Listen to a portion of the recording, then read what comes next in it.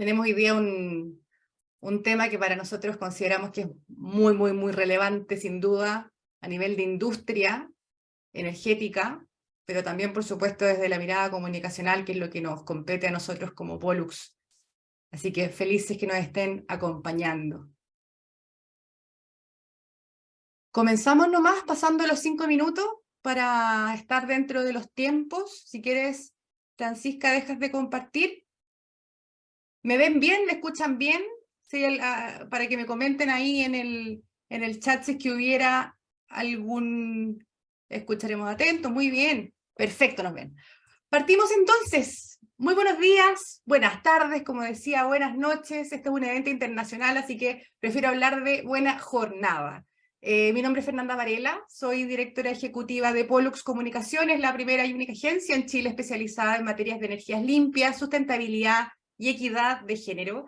Y hoy les quiero dar la más cordial bienvenida a nuestro primer webinar que hemos denominado Manejo de Crisis, el vínculo entre las comunicaciones y un mejor relacionamiento comunitario y gestión territorial.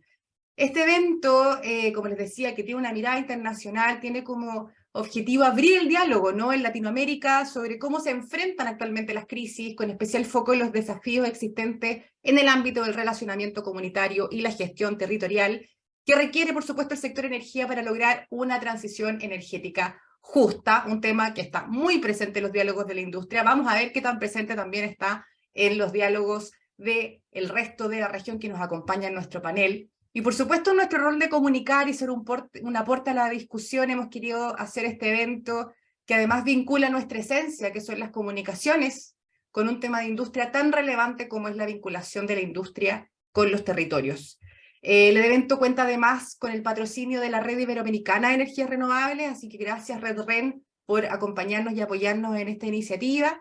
Y comenzaremos con la charla central de José María Brugués o Josep, que es el nombre original y oficial, ¿no?, de este académico catalán, experto en comunicación de crisis y formador de voceros. Y el segundo bloque va a estar conformado por un panel internacional titulado Evitando la crisis, cómo el sector energía visualiza y enfrenta el relacionamiento comunitario y la gestión territorial en Latinoamérica. Antes de comenzar, solo contarles y aprovechar el espacio para contarles un poquito más sobre nuestra agencia. Nosotros somos Pollux, y sabemos que las comunicaciones y la estrategia siempre van de la mano, ¿no?, para lograr un buen posicionamiento y la reputación de las diferentes organizaciones. Y de esa hermandad natural entre ambos conceptos proviene nuestro nombre, Pollux. Pollux inmortal, hijo de Zeus, y protagonista del conocido mito griego de los hermanos Castor y Pollux, quienes además por este fuerte lazo fraternal y su disparidad de caracteres, le dieron el nombre a las estrellas que componen la constelación de Géminis. Por su parte, siempre se piensa o se comenta mucho que el signo zodiacal de Géminis maneja una doble personalidad, ¿no? Pero para nosotros esta dualidad es justamente nuestro principal atributo, porque nos entrega la capacidad de poder adaptarnos a diferentes clientes, escenarios y condiciones. Somos un equipo con diferentes conocimientos y talentos, estamos ubicados en diferentes rincones del planeta, sin ir más lejos, yo actualmente los estoy acompañando desde Alemania, y por eso decimos que en Pollux, tal como las estrellas, estamos en todas partes y brillamos como ellas, y queremos asimismo que brillen ustedes, nuestros aliados, nuestros amigos, nuestros colaboradores, nuestros clientes, por supuesto. Y ahora sí, para presentar, y sin darle más vuelta, quería conocer un poquito más de Pollux, siendo esta nuestra primera actividad oficial. Quiero darle la mayor y la más cordial bienvenida a José María Brugués, Josep, experto en comunicación de crisis y formador de voceros, quien actualmente, además de asesorar a diversas empresas y agencias, se desempeña como académico en la Facultad de Comunicación Blanquerna, Universitat Pompeu Fabra y la Universitat Oberta Catalunya, y Barcelona School of Management, por mencionar solo algunos de los espacios donde se está moviendo José María, que son varios. Debo decir también, y quiero aprovechar esta oportunidad, que tengo la suerte de conocerlo de cerca en su calidad profesional y humana. Hace varios años atrás, cuando yo estaba realizando un magíster en comunicación estratégica, quedé encandilada con las clases que me hizo, y eso generó que yo lo invitara a que fuera mi profesor guía para la tesis, invitación que aceptó. Yo muy felizmente, por supuesto, de tenerlo a mi lado, y desde ese entonces hemos estado conectados y qué mejor que realizar el primer evento de esta agencia de comunicaciones que está pronta a cumplir su primer año recién con una presentación suya. Les recordamos entonces que mientras comenzamos, que pueden enviarnos sus preguntas, comentarios desde el chat, va a estar habilitado durante todo el evento. Nosotros vamos a recopilar las preguntas y se las compartiremos al final de cada bloque con los expositores y panelistas para resolverlas. Y también, como acá me imagino que hay varios comunicadores y comunicadoras, si nos citan o nos acompañan en redes sociales, pueden utilizar el hashtag comunicaciones y energía. Ahora sin más, le dejo la palabra a él, José María Brugués Joseph, directamente desde Barcelona, que nos entregará conceptos y algunos tips de cómo evitar y enfrentar de mejor manera también una crisis. Bienvenido, José María Joseph, te estamos Nada, acá esperando. pues nada, muchísimas gracias. Sabes, Fernanda, que estoy encantado de estar aquí con vosotros, con Pollux y especialmente contigo. Y espero que lo que vayamos a contar sea de utilidad para la gente que nos está escuchando. Sabéis que yo que voy a haceros, os voy a poner una presentación, que si luego alguien quiere compartirla, pues Fernanda, yo sé que con su equipo estará encantado de compartirla. Yo voy a empezar la presentación aquí y ya os adelanto que lo que voy a hablar, el mensaje principal de lo que voy a hablar es preparación. Preparación y más preparación. Y lo vamos a ver durante toda la presentación. Me voy allá a mi documento, que espero que ya lo estaréis viendo. Lo tendréis aquí en pantalla. Perfecto. Perfecto. Pues como os decía, el tema es manejo de crisis sin esconder la cabeza. ¿Qué es la comunicación de crisis? Espero, bueno, todos los que estamos aquí estoy convencido, ya sabemos lo que es comunicación de crisis, porque desgraciadamente hemos sufrido el tema de la COVID, y aún todavía sigue el tema por ahí, y ya sabemos, su mayoría que es comunicación de crisis. Pero igualmente me gustaría a mí incidir en este tema y decir que es un momento decisivo en una compañía que pueden poner en duda su reputación y su futuro. ¿Qué quiere decir reputación? Pues su imagen y su futuro. ¿Por qué el futuro? Porque hay organizaciones que han tenido una crisis y al no saberla gestionar, o sea, no enfrentarse a ella, no comunicarla, han tenido que cerrar. Hay muchos casos en el mundo, y por lo tanto, por eso pongo el concepto de y el futuro, porque ese futuro, si no lo preparamos, si tenemos esa crisis y nos enfrentamos comunicativamente, no voy a hablar de la gestión interna de planes de emergencia, sino de comunicación, podemos perder nuestro futuro y nuestra empresa puede verse afectada o tener un futuro complicado. Y la otra cosa importante es la importancia de la crisis, que no depende de las características objetivas de una crisis, pero sí de la percepción de la opinión pública. ¿Y eso? ¿Qué quiere decir la percepción pública? Os pongo un ejemplo muy rápido y muy sencillo. Imaginaros en cualquiera de los que estamos aquí, que estamos en nuestra empresa, en nuestra compañía, y sale humo.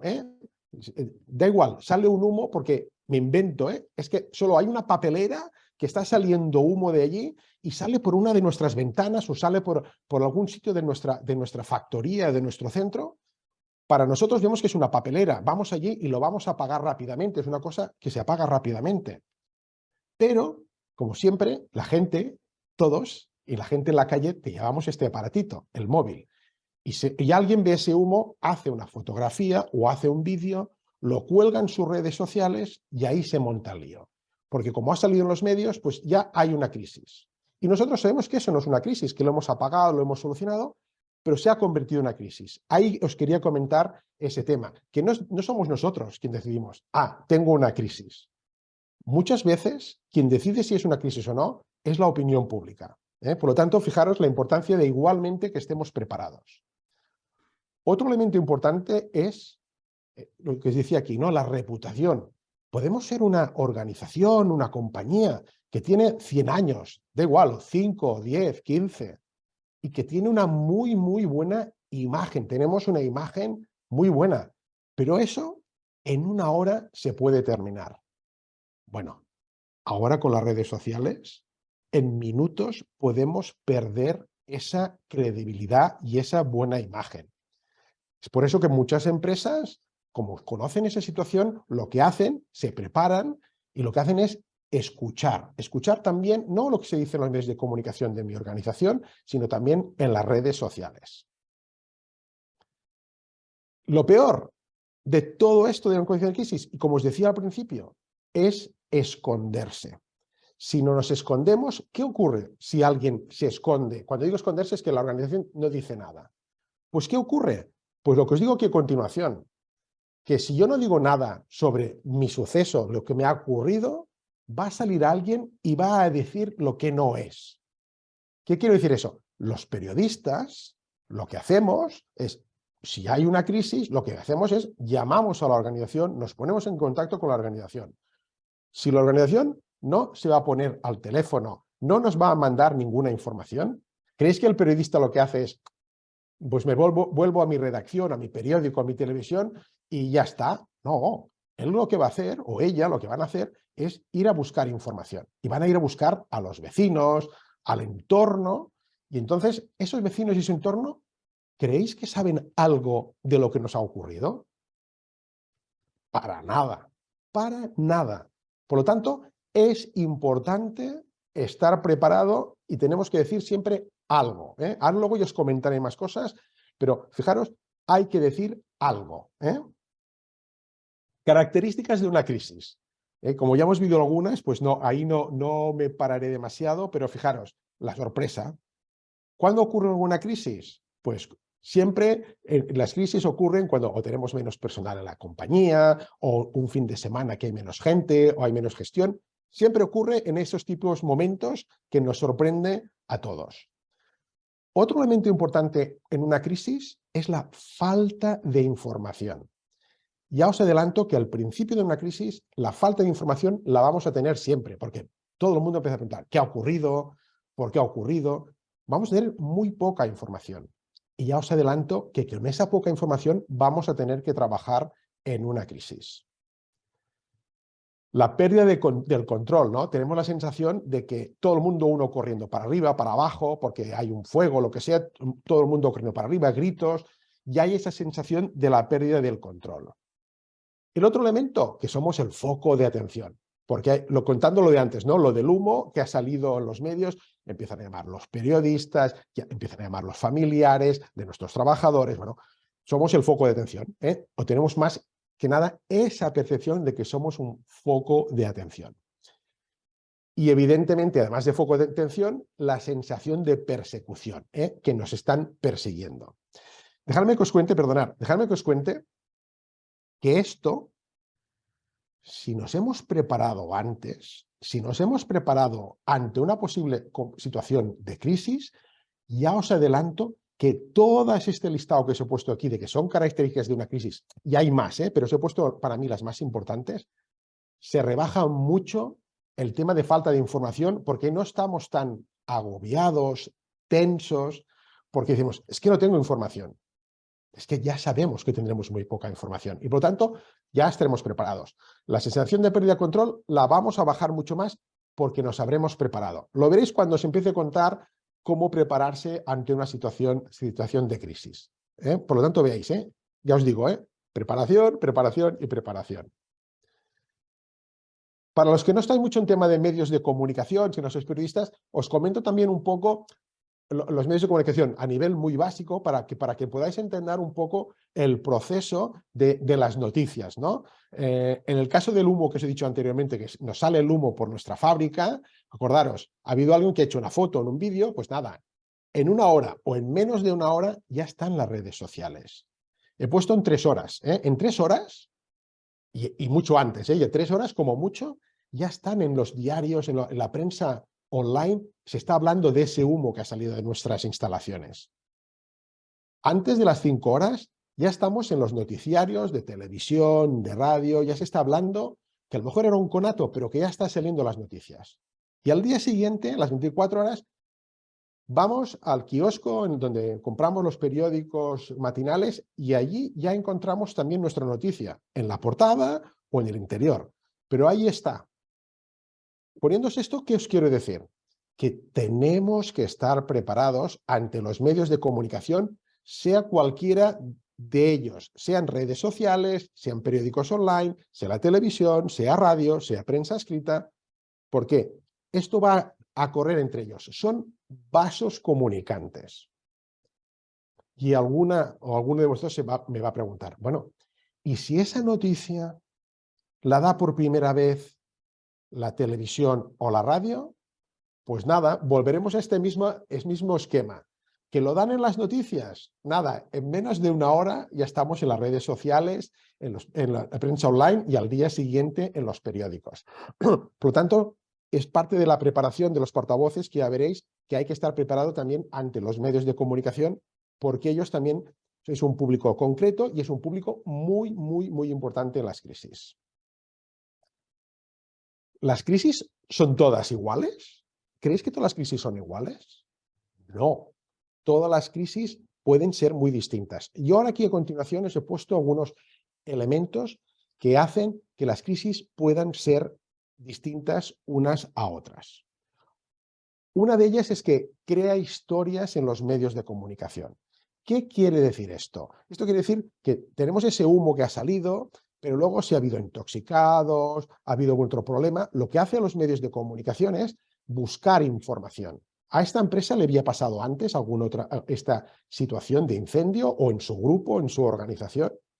¿Hay unos intoxicados? Vamos a intentar hablar con ellos. Y eso lo que hace es que esa noticia que sale el primer día va creando historias y va haciendo que la noticia se haga cada vez más grande porque se está alargando en el tiempo. Este para mí es el peor de todos, que son imágenes impactantes. Cuando digo imágenes impactantes, de la situación que sea, estoy hablando de fotografías y estoy hablando de vídeos, como os contaba anteriormente, con la maquinita, con el móvil, la gente hace fotos y todo eso, y los medios de comunicación a eso les encanta, y las redes sociales también. Si hay imágenes de esa situación, os aseguro yo que por muy pequeña que sea esa crisis, o no es una crisis, como el caso que os he puesto desde el principio, ¿no? De ese humo que es una papelera, que teníamos una papelera ahí exterior y que ha empezado a salir humo, pero que desde fuera han visto la gente humo, ese humo que han grabado, eso ya es una información importante para el mundo exterior, no para nosotros, pero externamente es una noticia. Por lo tanto, hay que ir mucho cuidado con el tema de las imágenes. Ya os adelanto, hay muchas organizaciones, muchas empresas en el sector químico, que yo colaboro mucho con empresas del sector químico, que una de sus normativas es los móviles no se llevan dentro de las instalaciones, sino que se dejan en donde hacen el cambio de ropa y en su vestuario se dejan ahí. Hay empresas que tienen esas normativas para evitar esos posibles incendios, de que la gente, en lugar de empezar a ayudar y hacer cosas, empiezan a hacer fotos y los cuelgan sin ninguna mala intención en sus redes sociales y, perdonad que lo diga así, se monta un lío muy grande. Otro tema en las crisis es las emociones y drama. ¿Qué quiere decir emociones y drama? Gente llorando, gente corriendo. Ese es otro elemento que hace que la crisis pueda hacerse muchísimo mayor. Otro elemento son las víctimas o víctima. La identificación. Acordaros que os he dicho en el ejemplo que hemos hecho del humo, que hay intoxicados. Pues la gente, si ve que es pobre, es una persona que ha tenido una mala vida porque el periodista la ha entrevistado y todo eso, pues la identificación con la víctima. Y muchas veces los medios de comunicación están muchas veces mucho más al lado de las víctimas que no de la empresa, aunque la víctima en principio haya sido la responsable, pero es la que está en estos momentos afectada. Por lo tanto, hay que ir con mucho cuidado con ese tema. Y otro último son las contradicciones. Normalmente lo hacemos los que me estáis oyendo, la empresa, la organización. Es muy importante no contradecirse. ¿Qué quiere decir eso?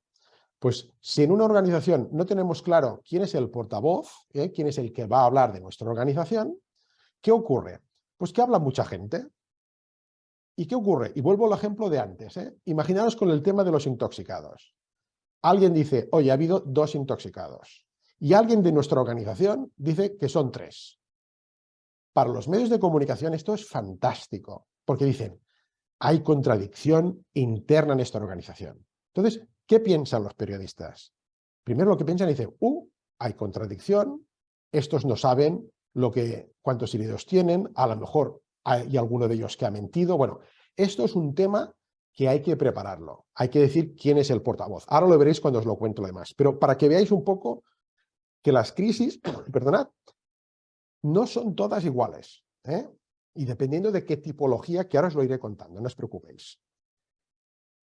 Otro elemento que os quiero comentar aquí son lo que llamamos en el mundo de la comunicación de crisis, las diferencias entre incidencia y crisis. Para nosotros, la incidencia es algo que queda dentro de nuestras instalaciones o de nuestro centro. ¿Qué quiere decir eso?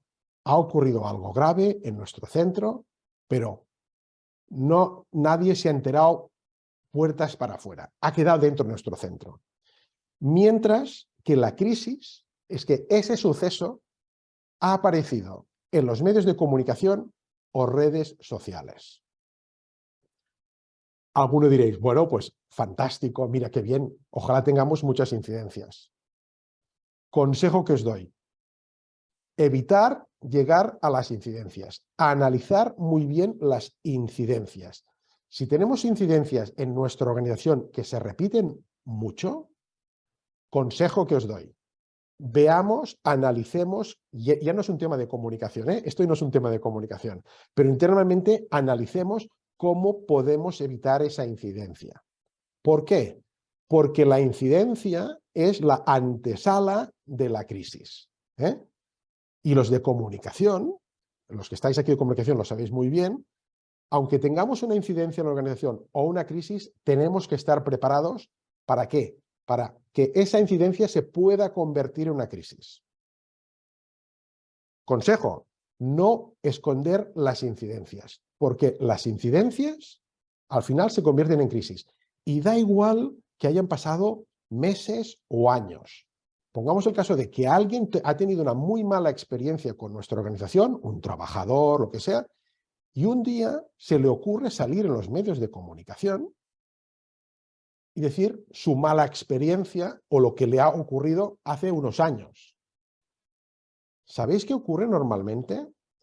Lo que le llamamos en inglés el Me Too o el yo también, que es lo que, por eso he puesto aquí esta figura de el domino, el efecto domino, que es: sale alguien a decir, me ha pasado esto con esta empresa, con este producto, y ya os digo, no tiene que ser algo reciente, sino que puede ser en el pasado.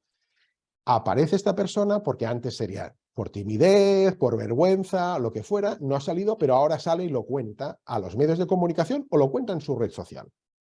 ¿Qué ocurre? Pues ocurre este efecto, que hay gente que se ha visto afectada y se anima. Y entonces, ¿qué ocurre? Que la crisis se hace brutalmente grande. Hay muchos casos de ejemplos en eso, en organizaciones que no han atendido a la incidencia y la incidencia se ha hecho en crisis. Por lo tanto, ¿qué os aconsejo? Que las incidencias las intentéis solucionar. Ya os digo, la persona de comunicación lo dirá internamente: oye, esta incidencia, ¿qué vamos a hacer para que no vuelva a ocurrir? Intentemos evitarla. ¿Por qué? Porque si llega a esa persona, luego le ocurrió esa incidencia a esa persona, pero ya lo eliminamos, seguramente se no llegará a los medios de comunicación. Y en el caso de que esa situación llegara a los medios de comunicación, seguramente ya no saldrá nadie más a decir, a mí me ha ocurrido, porque ya lo habremos evitado. Y posiblemente podremos salir y decir, mire, sí, esa persona salió, lo entendimos, y ya nosotros, debido a esa situación, aplicamos estos sistemas para que eso no volviera a ocurrir. Y ahí matábamos esa posible crisis. Como veis, la importancia, la incidencia tenéis que tenerla en cuenta.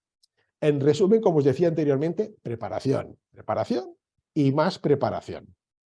Pero seguimos. Las fases de una crisis. Fijaros, las fases de crisis hay 4. La primera la llamamos la de prevención.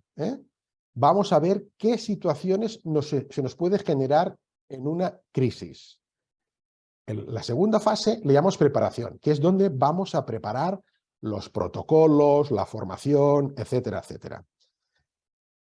El tercero es el momento de la crisis. Ahora, señores, ya estamos en la crisis y tenemos que salir a dar la cara a nivel comunicación, y le llamamos respuesta, ¿no? El de respuesta. Hay que dar, nos hemos preparado para ello, porque nos hemos preparado a nivel de formación, hemos preparado nuestros portavoces y hay que salir a dar la cara. Y una cuarta, que también es muy, muy importante y no hay que olvidarla, es la que le llamamos la de recuperación. Esta fase ya es fuera de la crisis, ya no es dentro de la propia crisis, ya ha terminado la crisis, pero es muy importante y tenemos que llevarla a cabo.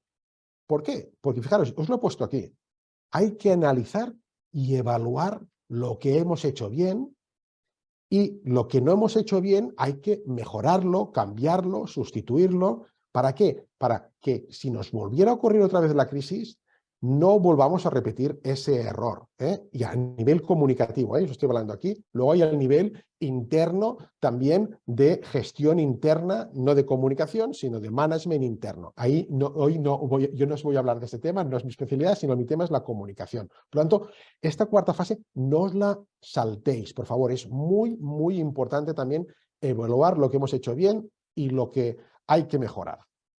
Mejorar puede ser incluso sustituir o cambiar, ¿eh? En esta primera fase de prevención, ¿qué hacemos? Fijaros que yo lo que os voy a contar ahora es cómo llegamos a un manual de crisis. Claro, algunos de vosotros cuando veáis que os explico el manual de crisis me diréis, madre mía, pero si yo soy una empresa chiquita, muy pequeña, que no tengo presupuesto para hacer esto. Ningún problema. Yo os voy a explicar este proceso y pensarlo como un protocolo, ¿eh? Un protocolo básico que a lo mejor no habéis hecho vuestro manual de crisis, que evidentemente, por muy pequeña que sea la empresa, mediana o grande, yo os lo aconsejaría que os lo hicierais. ¿Por qué? Porque el riesgo cero no existe. Cualquier organización, desde el primer día que nacemos, podemos tener alguna crisis. Pero igualmente lo que os voy a ir contando, para aquellos que decir, uy, yo no tengo presupuesto, eso, pensar en un protocolo, ¿eh? Yo ya os lo iré comentando durante la presentación. Fijaros, auditoría de riesgos es el principio, ¿eh? Riesgos porque no somos crisis, sino estamos antes de que llegue la crisis, vamos a ver qué riesgos podemos tener en nuestra organización. ¿Cómo lo hacemos eso? ¿Cómo preparamos la gente que hacemos manuales de crisis? ¿Cómo hacemos? Pues hacemos entrevistas internas.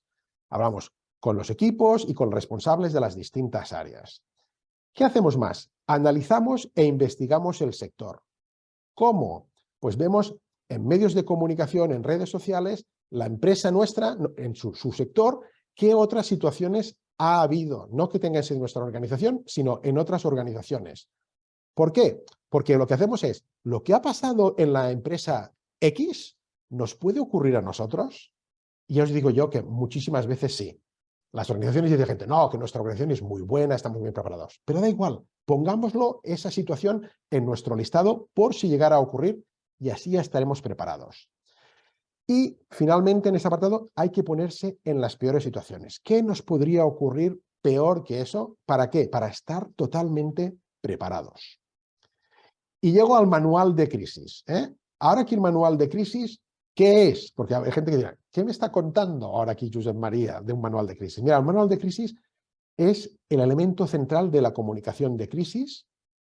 Es una herramienta útil, debe ser útil y muy práctica y además de muy fácil uso, donde en el manual encontraremos toda la información necesaria. Los que habéis vivido una crisis lo sabéis. No es ahora un momento de ponerse a pensar qué tengo que hacer, a quién tengo que llamar. Eso lo tenemos que tener preparado antes. Porque acordaros, una crisis, y si es grave, hay gente llamando, gente corriendo, y entonces no tenemos nuestra mente para ponernos en situación. Ahora vamos a pensar. El manual nos va a indicar los pasos a seguir. Fijaros, aquí os pongo los puntos de un manual de crisis, su contenido. Ahora os los voy a letrar porque voy a entrar uno a uno muy rápidamente para que os situéis y los que decís, mi organización no damos al abasto por el tema de presupuesto, de tiempo, pues pensar en vuestro protocolo. Fijaros, la primera cosa, el manual de crisis, posibles situaciones de crisis. Pues oye, pueden ser de temas laborales, financieros, seguridad, tema con proveedores, tema con nuestra comunidad local, ¿eh? Fijaros, hay muchísimos temas, pues hay que tenerlas y hay que tenerlas puestas en ese manual y puestas allí para saber, cuando tengamos una crisis, qué tipo de crisis tengo para ver cómo debo actuar. Luego tenemos las estrategias, que son proactiva, reactiva y de consistencia. Proactiva es, oye, vamos a comunicar algo rápido porque sabemos que nos ha pasado una cosa grave, vamos a comunicarla. La segunda estrategia puede ser, oye, nos acaba de pasar esto y le llamamos reactiva. No vamos a decir nada hasta que alguien llame o salga algo en las redes sociales. Y la de consistencia es, que vemos que es una crisis y dijimos, vamos a mandar, está entre la proactiva y reactiva, vamos a mandar un comunicado, vamos a hacer un comunicado y ya no vamos a decir nada más porque esto no llega a una gran crisis y nos vamos a quedar ahí. Son esas estrategias que hay que prepararlas en el momento y dices, ¿qué vamos a hacer? Nos acaba de pasar esto. ¿Actuamos ya o esperamos? ¿Quién es el comité de crisis? Pues también en el manual queda especificado quién es el comité de crisis y qué hace. Entre nosotros, el comité de crisis de vuestras organizaciones es vuestro equipo de dirección. El equipo de dirección es el comité de crisis. Y hay que prepararlos y hay que repartir responsabilidades en el comité para que cada uno sepa quién hace qué dentro de ese comité. Aquí os he puesto el ejemplo solo con el director general que convoca y he puesto un listado de directivos que cada organización pues tiene sus cargos y sus nombres, pero que tengáis claro, el comité de crisis es el equipo de dirección de la organización. El flujo de información es muy importante al inicio de la crisis. ¿Quién llama a quién? Fijaros, si sois una empresa pequeña, pues ningún problema. ¿Quién llama a quién del equipo directivo para que estemos rápidamente informados para poner en marcha la crisis? Oye, ha llegado la crisis y ¿quién llama a quién? Eso es muy importante que lo tengáis hecho. Y aquí os pongo un tema, ¿no? Dice, ¿qué canales tenéis de comunicación hoy en día para hablaros entre el equipo de dirección? ¿Tenemos comité de dirección? ¿Cómo se comunica el comité de dirección? Seguramente, si el comité de dirección ya tenéis un grupo, crear otro para el tema de crisis. ¿De acuerdo? Por tanto, es muy importante porque es la rapidez. Es muy rápido que necesitamos. El listado de preguntas iniciales. Acordaros, estamos en crisis. Preguntas iniciales. ¿Qué ha sucedido? ¿A quién ha afectado? Parece una tontería verlo así, pero cuando estamos en crisis, lo que os decía antes, hay mucha tensión y tener un listado nos va a ayudar a no olvidarnos nada para preparar nuestros mensajes. El listado de públicos afectados también lo podemos tener ahí en el manual y están en los manuales. ¿Por qué? Porque fijaros, os pongo un ejemplo muy rápido. El del humo que hemos tenido anteriormente con intoxicados, ¿puede haber públicos? ¿Qué públicos afectados implicados puede haber en esa situación? Pues nada, os he hecho un ejercicio muy rápido y muy sencillo, pero para que veáis que públicos afectados internos, los trabajadores, aunque seamos intoxicados, hay que informar a los trabajadores, el equipo directivo, los accionistas, el sindicato interno de su compañía, el comité de empresa de nuestra compañía, hay que informarles. Externos, servicios de emergencias, ambulancias, policía, la administración, el ayuntamiento, nuestro entorno, los vecinos, la comunidad, los familiares de los heridos y de las víctimas, los medios de comunicación, que estos siempre están allí en medio de las crisis, los proveedores, avisarles, partidos políticos, que a veces también estos toman partido y a veces siempre podemos salir mal. La competencia, porque también lo que hagamos, también avisamos a nuestra competencia. Fijaros, solo en este pequeño ejemplo, la de públicos que tenemos. ¿Creéis que durante una crisis nos vamos a poner a pensar qué públicos tenemos? Pues no, porque nos vamos a olvidar alguno. Y en una crisis, si nos olvidamos alguno de los públicos, puede ser un problema. Ese ejemplo os quería poner para que os dierais cuenta que tenemos muchos públicos, aunque sea un caso muy pequeño. Pero en una crisis no nos podemos olvidar nada ni a nadie. El manual que nos indica las acciones de comunicación a realizar, pues puesta en marcha del comité de crisis, recogida de la información, qué estrategia vamos a hacer, quién va a ser el portavoz, qué mensajes vamos a definir. Eso está y eso os va muy bien para que el comité de crisis no se deje nada, como os decía anteriormente. Y luego hay el argumentario, los mensajes. Tenemos los mensajes preparados. Aquí os los he puesto alguno, que no hace falta que los leamos ahora, pero tenemos unos primeros mensajes escritos y preparados. Y aquí os pongo algún ejemplo. Para los que no tengáis nada, os he puesto aquí un pequeño ejemplo, a una pequeña ayuda de, en un primer comunicado, una primera declaración de una organización, ¿qué hacemos? Primero, lamentar. Lamentar, porque somos primero personas y hay que pensar primero en las personas. Y primero decir, lamentamos la situación. Podemos explicar qué acciones hemos tomado. Oiga, desde el primer momento hemos puesto en plan nuestro plan de emergencia, hemos llamado a los bomberos, hemos llamado a la ambulancia, nos hemos puesto en contacto con los familiares de nuestros trabajadores, etcétera, etcétera. Y otro es que vamos a poner en marcha una investigación para saber qué ha ocurrido y para que eso no vuelva a ocurrir. Y hay un último que para mí no es un mensaje, sino decir, oiga, y cuando tengamos más información les comunicaremos. Para que veáis, eso está en el manual. Eso es importante. Por lo tanto, insisto, preparación, preparación y más preparación. Y ahora quiero daros consejos porque creo que estamos muy cerquita de terminar de mi tiempo. Pero fijaros, daros unos consejos.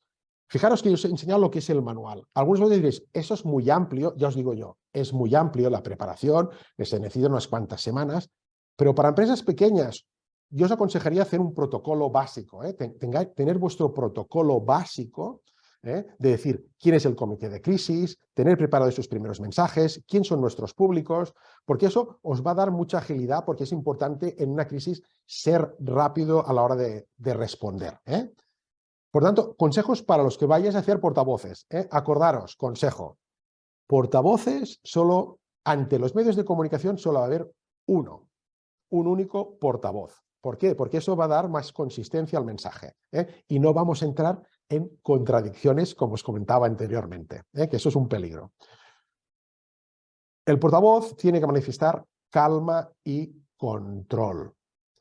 Tiene que estar disponible las 24 horas. Acordaros todo eso que os estaba contando, los medios de comunicación. Los medios de comunicación no tienen horario, por lo tanto, tiene que estar disponible las 24 horas del día. Hay que prepararlo. La mejor improvisación es hay que preparar, hay que entrenar. Por eso yo os adelanto que no os lo he contado ahí, pero aconsejamos siempre hacer un simulacro para los portavoces. De portavocía hay que preparar a los portavoces. Hay que poner ejemplos en nuestros mensajes. Oiga, desde el primer momento nos hemos puesto a disposición de los familiares. Hemos puesto nuestro plan de emergencia. Y el plan de emergencia cuenta con la llamada a los bomberos, policía, poner ejemplos siempre. Escuchar antes de hablar. Escuchar qué ha ocurrido, escuchar al periodista que nos está haciendo la pregunta. O sea, tranquilos, pero hay que escuchar. Enfocarse mucho más a la solución que al problema. ¿Qué quiero decir eso? Que no tenemos que estar hablando, sí, hemos tenido un incendio, no. Sí que lo tenemos que decir, pero hablemos de soluciones. Pongamos soluciones ya encima de la mesa. Hay que contarlo un poquito. No os diría el porcentaje si hay que dedicarle un 20% al problema y un 80% a la solución, pero vayamos hacia la solución. ¿Por qué? Porque hablar todo el rato del problema no soluciona el problema. Por lo tanto, pensemos más en la solución. Mensajes con solución.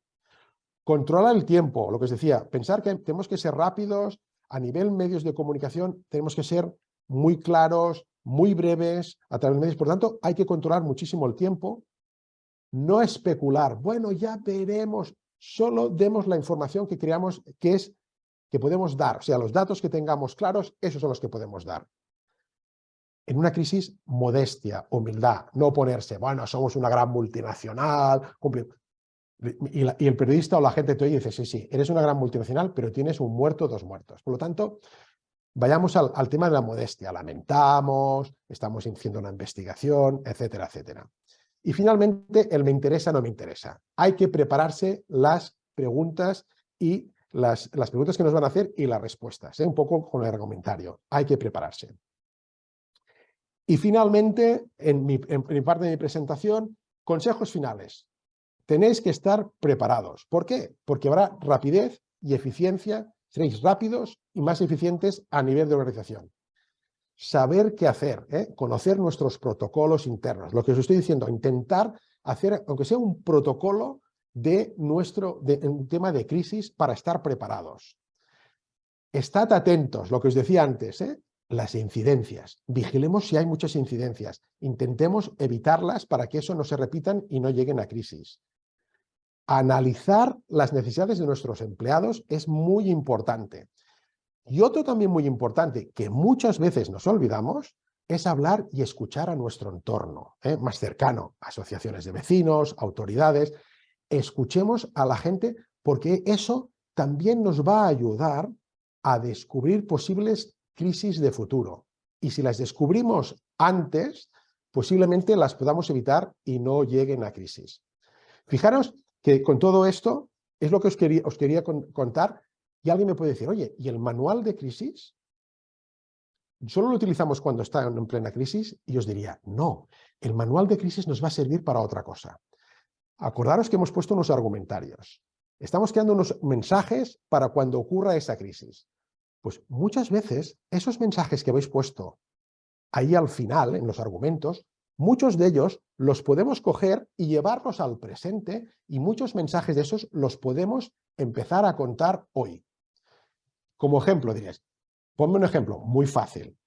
Si yo tengo una crisis en la fábrica, de lo que sea, hemos tenido pues, algún problema en la fábrica, yo, si es la primera vez que salgo ante el público, salgo ante los medios de comunicación y lo que empiezo a decir es, somos una empresa muy segura, nosotros hemos tomado estas medidas, hemos analizado esto, la percepción que tiene la audiencia es decir, usted está justificándose. Pero si lo que podemos hacer es, si ya sabemos qué posibles crisis podemos tener, internamente veamos qué podemos hacer para que no lleguen a crisis y vayámosla contando, contémosla fuera a la gente y decir, mire, nosotros de vez en cuando, no contarlo porque puede haber una crisis, no, mire, nosotros somos una empresa que nos preocupa mucho la seguridad e invertimos y hemos mejorado esto en protocolo aquí, hemos mejorado eso allá, y lo vamos contando en nuestro día a día. ¿Por qué? Porque cuando llegue la crisis, mucha gente podrá decir, mira, pobre gente, mira que han invertido porque hablan siempre de seguridad, han hecho esto, han hecho lo otro, qué mala suerte han tenido, ¿qué les ha pasado? ¿De acuerdo? Por lo tanto, el manual de crisis o este protocolo que os hago, pues es importante que lo hagáis. Yo os lo recomendaría y al final, ¿por qué? Os recomendaría porque además todo esto es un trabajo de equipo. Tenéis que hablar con vuestra gente, que hablar con colaboradores y vosotros, y por lo tanto es un trabajo de equipo. No os lo dejéis solamente que es el equipo directivo o el de comunicación tiene que hacerlo. No, es un trabajo en equipo a nivel completo. Y aquí acabaría mi parte de presentación y aquí he puesto el tema de las preguntas. Y nada, agradeceros vuestra atención. Espero que haya entrado en tiempo. Súper, estamos como ¿Sí? relojito suizo, así que Perfecto, maravilloso. perfecto. José, nada más que agradecer. Te voy a bajar, Germán, que todavía no partimos con el panel, ¿ya? Para que ahí, para no adelantar la novedad de lo que viene en la segunda etapa. Así que, José, muchas gracias, la verdad que demasiado para mí un déjà vu escucharte tan generoso poder compartir además todos estos tips y estos conocimientos y preparación, ¿no? Así que la verdad, darte las gracias y como decías, estábamos muy calladitos y alguien hizo una pregunta y empezaron a saltar, ¿no? Entonces parto con algunas, tenemos unos minutitos para eso. Seré breve, seré breve. Alejandra nos dice, considerando el término, lo que tú mencionabas, ¿no? Las incidencias como para evitar la crisis misma y también cuando hablamos de las contradicciones, cuando la compañía ya se enfrenta a la crisis, ¿qué tan importantes son las comunicaciones internas de la compañía? Fundamentales. La comunicación interna es como la externa, es igual de importante. Hay que promover y hay que informar internamente tanto o más como externamente, porque hoy en día más del 80% de las crisis que ocurren en las organizaciones vienen por las redes sociales y muchas veces son los mismos trabajadores que hacen comentarios en las redes sociales porque se enteran de cosas y todo eso. Por lo tanto, el trabajador es un elemento fundamental y la comunicación interna hoy en día con las redes sociales es fundamental, es prioritaria. Súper, me pillaste ahí, estábamos aquí como pulpos para que todo salga bien, así que me parece maravilloso. O tenemos otra pregunta de Mauricio. Mauricio nos dice, ¿qué opinas de elegir medios cuando llega, me imagino, en el marco de una crisis, distintas peticiones de prensa? ¿Se debe responder a todos o elegir aquellos más relevantes o de mayor alcance? Por ejemplo, no responder a los medios locales y solo a los nacionales. ¿Cómo ves tú eso? No, hay que responderles a todos. Todos son igual de importantes. Dejarte un medio fuera lo que haces es crearte un enemigo. Y por lo tanto, hay que tratar a todos por igual. Ahí, por la experiencia, os diría analizar también qué medios, porque a lo mejor los medios más inmediatos quizá hay que hablarles antes y los que puedes darte un mayor tiempo puedes hacerlo, pero eso es otro curso y sería otra sesión. Pero os diría, al resumen, hay que hablar con todos. Ya os adelanto que un tema fácil en una situación de crisis, y perdón, os diría, lo más fácil es hacer un comunicado oficial. ¿Qué es un comunicado oficial? Una nota muy breve diciendo, lamentamos lo ocurrido, los mensajes que he supuesto. ¿Y eso qué hacemos? Los mandamos a todos los medios de comunicación si somos ya proactivos porque sabemos que eso va a salir en los medios, pues mandamos a los medios de comunicación en general o agencias de noticias que ellos lo mandan al resto. Oye, y Pero ahí yo no olvidarse a nadie. quiero meter la cuchara un poquito, porque en el marco de eso, claro, estamos hablando de medios de comunicación, pero actualmente estamos viviendo en un mundo tecnológico donde las redes sociales finalmente también se han convertido en un medio de comunicación de alguna forma, generan realidades, independientes de la fuente o la credibilidad que puedan tener algunas cosas. ¿Cómo ves tú ese manejo quizás que es más complejo? Porque los medios de comunicación uno los tiene más bien identificados, mapeados, uno sabe más o menos la línea editorial de cada uno de ellos, la mayoría, pero cuando nos enfrentamos a redes sociales, ¿qué nos recomendarías ahí? Bueno, aquí os recomendaría, hay que estar en las redes sociales. Como organización tenemos que estar allí viendo qué se dice sobre nosotros, ir comunicando cosas nosotros para que ver cómo funciona, porque cuando llega la crisis, como os decía antes, el 80% muchas veces nos llega por las redes sociales y hay que estar atentos y hay que contestar rápidamente. Mal no, rápidamente, y eso quiere decir también tener preparados esos mensajes previos para hacerlos llegar a las redes sociales.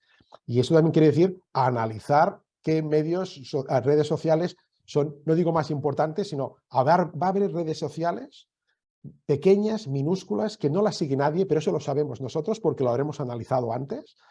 Y ahí a lo mejor dices, es el único caso que yo os diría, a este no le vamos a mandar nada porque este se escucha, se ve él solo o ella sola y no tiene nadie más que le siga. Si yo le voy a meterme en su red, lo que voy a hacer es amplificar el problema y en este caso no voy a entrar. Es el único caso que dejaría de lado, pero los demás hay que estar atentos y hay que comunicarse con todos ellos.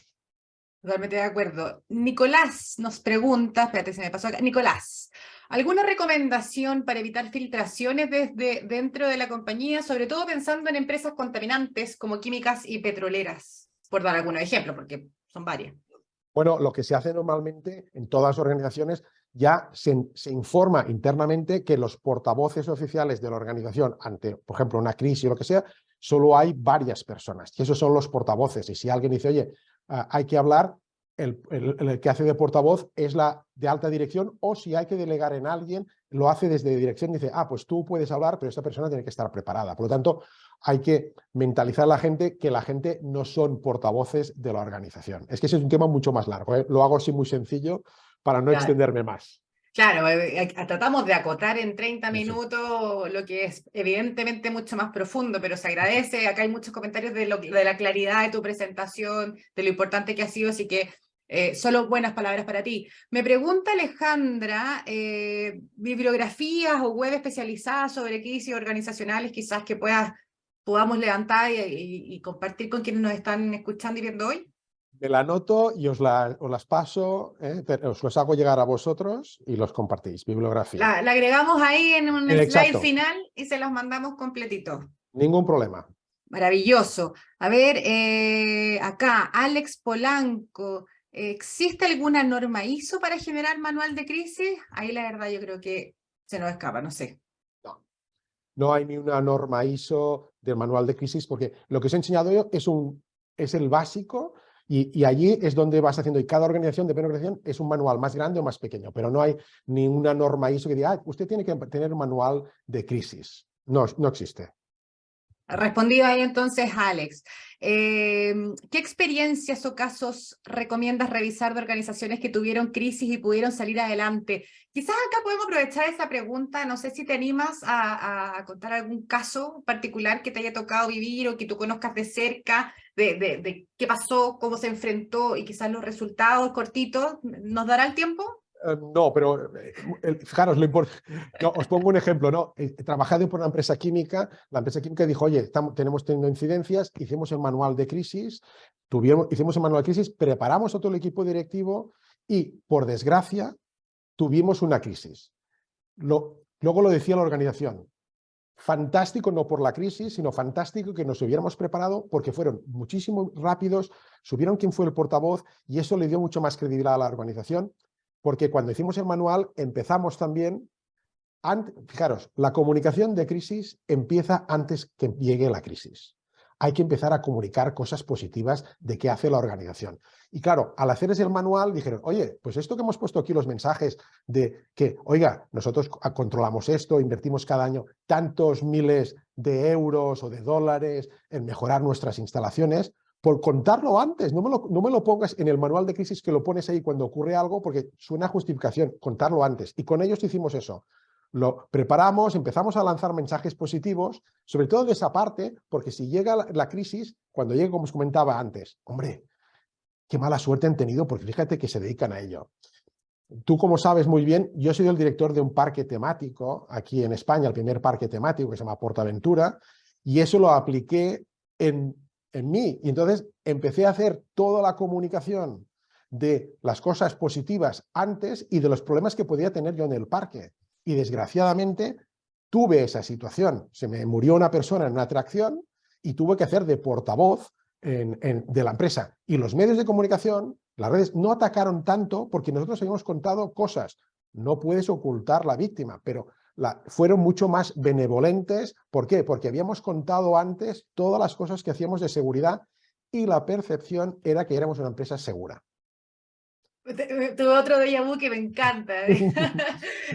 Tengo otra pregunta acá de Peter, estoy sacándote jugo con los minutitos que nos quedan. ¿La reputación y prestigio es importante al enfrentar una crisis al momento de comunicar a los medios? Me imagino que se refiere a la reputación y prestigio de la compañía misma, que apunta un poco a lo que mencionabas recién. Exacto. Fijaros, aquí hay un tema muy importante. Uno es la realidad y la otra es la percepción.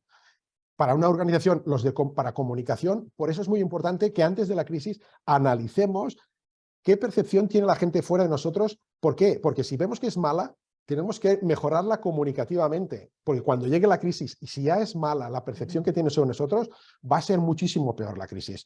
Os pongo un ejemplo. Trabajo para una empresa química y esa empresa química tiene un grupo, se reúne trimestralmente con el entorno, se reúne con asociaciones de vecinos, con representantes del ayuntamiento, con las casas que viven a su alrededor, con distintos públicos, con gente de opinión pública cada 3 meses. Son personas, se sientan en una mesa y la empresa les cuenta, oye, vamos a hacer estas novedades, vamos a invertir eso. ¿Qué cosas veis vosotros de nuestra organización? ¿Y qué ocurre? Que la gente les empieza a decir, oye, el tema este del humo, otra cosa, en los olores, y ellos esto lo van tomando y eso lo van añadiendo a sus puntos de mejora. ¿Qué ocurre con eso? Que la empresa es más transparente, hay gente que está sentada en una mesa que cuando llega una crisis, esta gente sale a la opinión pública o los medios y dice, oiga, yo estoy trabajando con esta gente, cada 3 meses me reúno con ellos y ellos están haciendo muy buenas cosas. Fijaros, y eso lo estamos haciendo con ellos y es un éxito, porque es una empresa que tiene buena relación con el entorno, comunica las cosas que está haciendo mejoras, pero fijaros que es antes de la crisis y eso se prevé antes. Mira, creo que tu comentario calza perfecto con lo que nosotros vamos a seguir ahora con el próximo panel.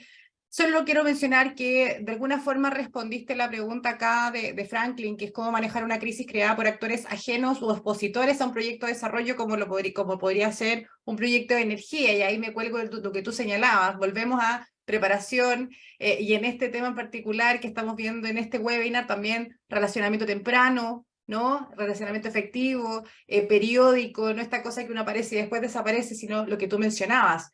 Cuando pasa la crisis, y hay una crisis, y hay un buen relacionamiento, bueno, ahí hay antecedentes de que hubo un intento y un trabajo para poder mejorar esos procesos y hacerlo de buena fe y buena voluntad también, ¿no? Sí, sí. Exacto. No, fijaros, es que os lo he dicho al principio, es preparación. Hay que prepararlo todo antes, no improvisemos. Ya sé que somos cultura muchos latina de improvisar. No, preparar. La preparación es fundamental. Preparémonos y pensemos en las peores situaciones. Y veréis que si os preparáis, cuando llegue la situación, que espero que nunca llegue, porque siempre lo decimos, hacemos el manual protocolo para que nunca llegue. Claro. Pero el día que llegue, nos cogerá bien preparados, no nos pondremos nerviosos, habremos hablado con los públicos, la gente de fuera se habla con quien tiene que hablar internamente, los medios saben quién es la persona, su interlocutor en la organización, los vecinos, todo el mundo, habrá muchísima más comunicación y habrá mucho más transparencia y eso va a ayudar a cualquier organización antes de una crisis y durante la crisis. Joseph, la última porque estamos, ya te iba a despedir, pero No, entró una pregunta que me parece súper interesante, creo que varios de los que estamos acá tenemos esa misma duda también. Estamos viviendo la mayor crisis actualmente que enfrenta la humanidad, ¿no? Que es el cambio climático, crisis climática ya. ¿Qué opinas del manejo comunicacional en esta manera, en esta materia, digo? ¿qué pregunta? ¿A nivel de empresa o a nivel global?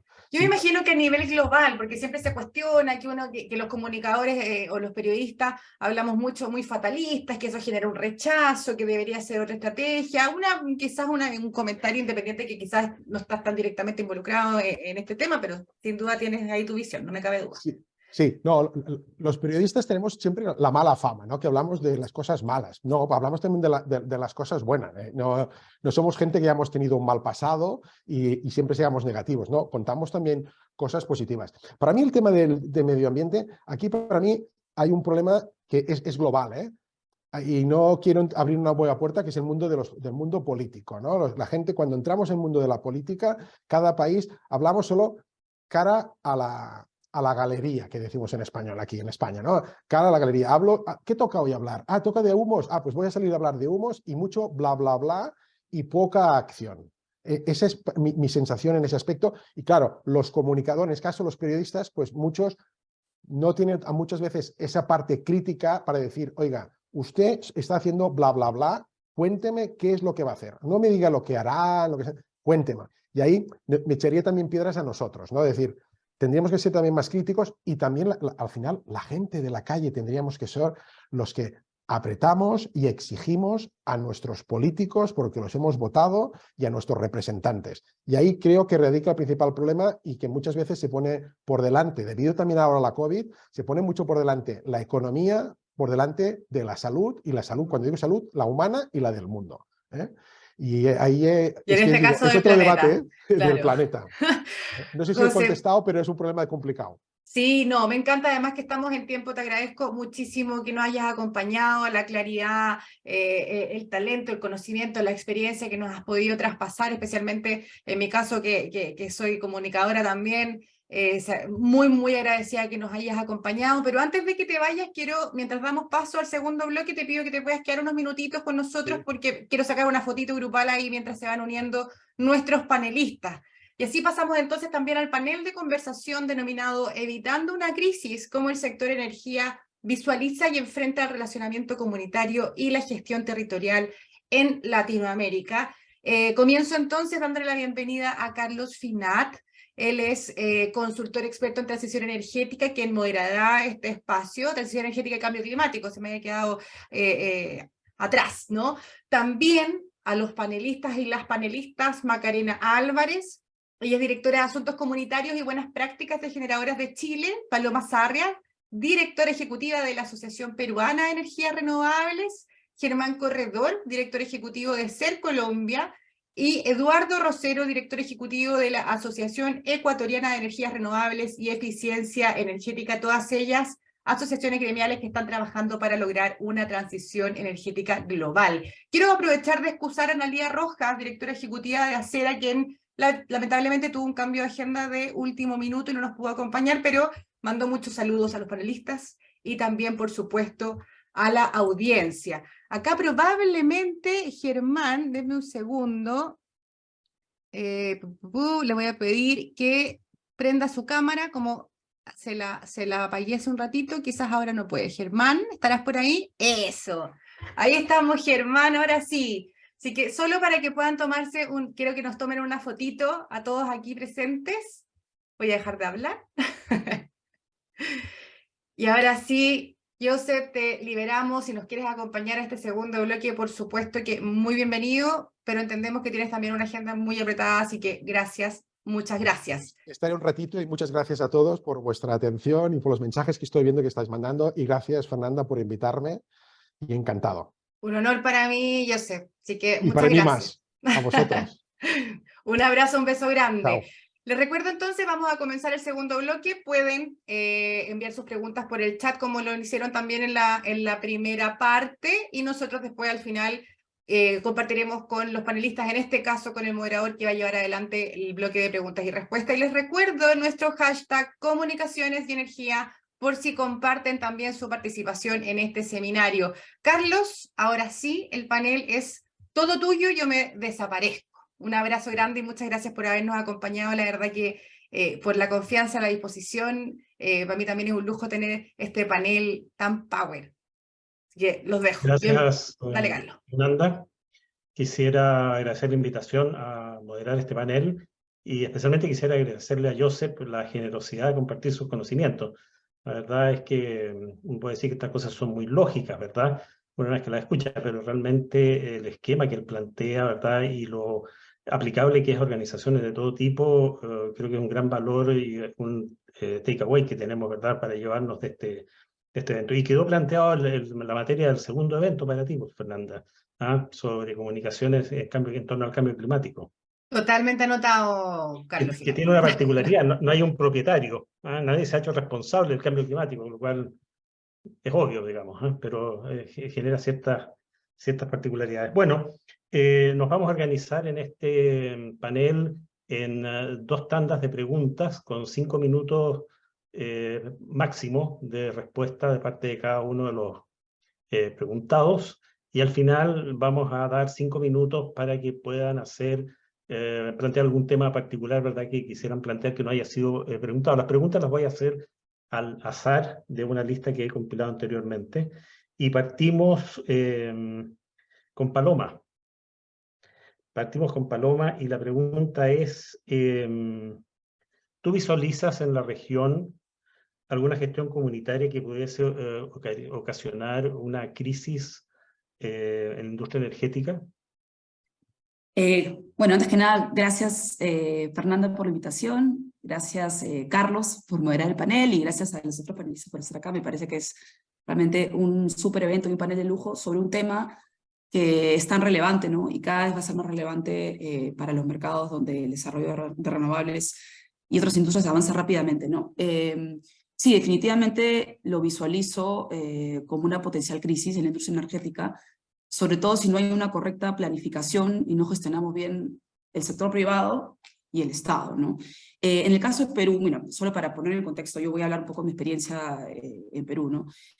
A pesar de ser, bueno, ahorita nuestra matriz tiene un 5% de energía renovable, pero tenemos un target ambicioso de llegar a 20% al 2030, que creo que lo podemos llegar, inclusive traspasarlo, ¿no? Si en el corto plazo logramos que se destraben algunas barreras que estamos impulsando fuertemente como asociación y como sector privado, yo creo que ese 20% pues podría sobrepasar, y podríamos también, ojalá, estar como Chile, ¿no? Que ha sobrepasado sus targets, ¿no? De energía renovable. Entonces, pero eso puede ser una buena noticia, pero también si no tenemos un adecuado gestionamiento de lo que es las relaciones con las comunidades y el territorio, puede llevarnos a algunos problemas, ¿no? De hecho, quería enfatizar un tema bien importante que ya estamos viendo en algunas regiones en Perú donde hay bastantes proyectos en desarrollo y en operación.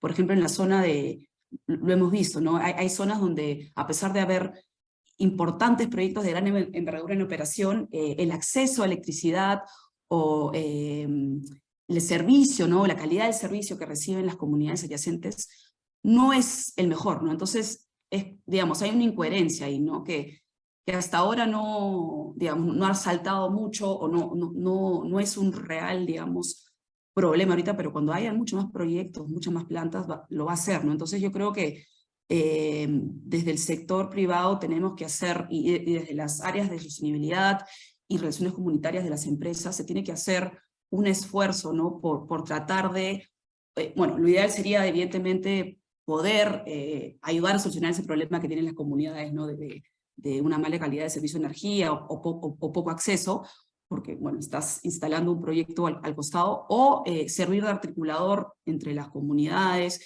y la población y el gobierno para poder mejorar ese acceso a electricidad, ¿no? Es algo que, de hecho, ayer conversaba de este tema con una persona que es experta en temas de relaciones comunitarias y territorio, y me mencionó ese tema que yo recuerdo, ¿no? Yo he sido desarrolladora, y cuando hemos hecho reuniones, ¿no? Con las comunidades desde el día 1, es la primera pregunta: bueno, usted va a instalar una planta acá, ¿cómo va a mejorar eso mi acceso a electricidad, ¿no? Y a veces uno no sabe qué responder, porque esa energía que tú vas a instalar ahí por una línea de transmisión se va a ir a otro lado, ¿no? O ya el COES, ¿no? O la entidad respectiva define a dónde va, pero ese es un tema que creo que es clave, que hasta ahorita no ha resonado tanto, pero va a salir más y va a ser definitivamente un riesgo, entonces tenemos que hacer algo, ¿no? Y claramente desde una etapa temprana, ¿no? Bueno, tenemos que claramente manejar las expectativas de la comunidad, tenemos que, desde una etapa muy temprana, involucrarlos, ¿no? Pasar de, digamos, yo creo que cada vez se está viendo mucho más, ¿no? Que estamos pasando de un modelo de asistencialismo a uno de valor compartido, ¿no? Antes, y que cada vez se está viendo patrones de soluciones o de relación con las comunidades de abajo hacia arriba en vez de arriba hacia abajo, ¿no? Entonces, yo creo que eso es bien importante y yo veo en algunas, como parte de gestión y estrategia, ¿no? En algunas empresas que tienen, digamos, que se acercan tempranamente a la comunidad, que tienen una estrategia de valor compartido, ¿no? Que involucran que los ven como un aliado, como un partner en su proyecto, ¿no?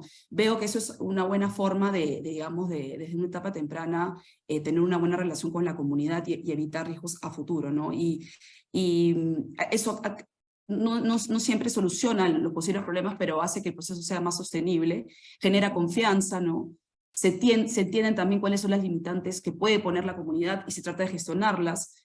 Creo que eso es clave también, ¿no? Si uno entra a un lugar, a una comunidad, a un territorio, hay que tratar de ser flexibles, ¿no? Y respetar lo que esas comunidades ya habían definido para su territorio, tratar de convivir con ellos, ¿no? Si hay, por ejemplo, un tema de agricultura, el famoso agrovoltaico, ¿no? Que se habla mucho, pero no se ve en Perú todavía. Entonces, eso también creo que es bien importante, contar también, digamos, con un área dedicada, ¿no? De relaciones comunitarias dentro de la empresa, ¿no? Que esté desde ahí, del día uno, no imponerse, ¿no? Y digamos, tratar de siempre generar esa confianza desde el día uno, ¿no? Para evitar una posible crisis. Pero sí, mencioné el primer punto porque me pareció el más relevante, el tema de acceso a electricidad, porque si bien evidentemente todos los proyectos que manejamos generan oportunidades de empleo y otros beneficios, creo que ese que mencioné es el más relevante, ¿no? Entonces tenemos que hacer algo desde ya para o apoyar esa parte o articular con el Estado para mejorar ese tema para que no sea un problema futuro, ¿no? Eso lo voy a Perfecto. agregar por ahora. Gracias. Muchas gracias, Paloma. Ahora le voy a hacer una pregunta a Germán. Y bueno, el desarrollo de la energía renovable ha implicado un enorme desafío en las relaciones con las comunidades y por ende con el territorio. ¿Cuáles son los ámbitos que a juicio tuyo debieran abordarse en esta línea? Algo ya mencionó Paloma, pero la pregunta va concretamente a esas materias. Tienes apagado el micrófono, Germán. Muchísimas gracias, Carlos, María Fernanda, por la invitación y a mis colegas de panel. Buenos días y un feliz año, entre otras cosas, ya que estamos en este periodo. Mira, Carlos, yo creo que este tema del relacionamiento con las comunidades, obviamente, cada vez cobra mayor importancia, mayor relevancia, por varias razones. En primer lugar, porque las comunidades han entendido y ha habido todo un movimiento social y político de organización en el cual las comunidades han empezado a entender que pueden exigir y que pueden organizarse para tener mejor provecho de los proyectos. Entonces eso sería un elemento que subyace en toda esta problemática. Y en el caso colombiano venimos, digamos, desde hace varios años, las comunidades han tenido cada vez más participación, más incidencia en el desarrollo de los proyectos, han hecho protestas muy fuertes que han paralizado proyectos hidroeléctricos, líneas de transmisión, etcétera. O sea, hay ya una historia. Y obviamente cuando llega en la época de las energías renovables, aparecen todos estos fenómenos. Lo que mencionaba Paloma es clave. Evidentemente, en las zonas donde se desarrollan proyectos normalmente son zonas aisladas y en algunos casos no tienen el servicio de energía. Nosotros tenemos una región muy importante, sobre todo para donde se están desarrollando varios proyectos de generación eólica, ya en etapa de construcción, y el proceso de relacionamiento con la comunidad ha sido muy complejo. En Colombia la ley establece la obligación, en el caso de que los proyectos impacten comunidades indígenas o minorías étnicas, de hacer una consulta previa. Es obligación constitucional. Y la consulta previa consiste básicamente en la socialización del proyecto, en la identificación de los impactos y, en últimas, en una negociación con las comunidades respecto a cómo compensar esos impactos. Esto es un proceso muy complejo.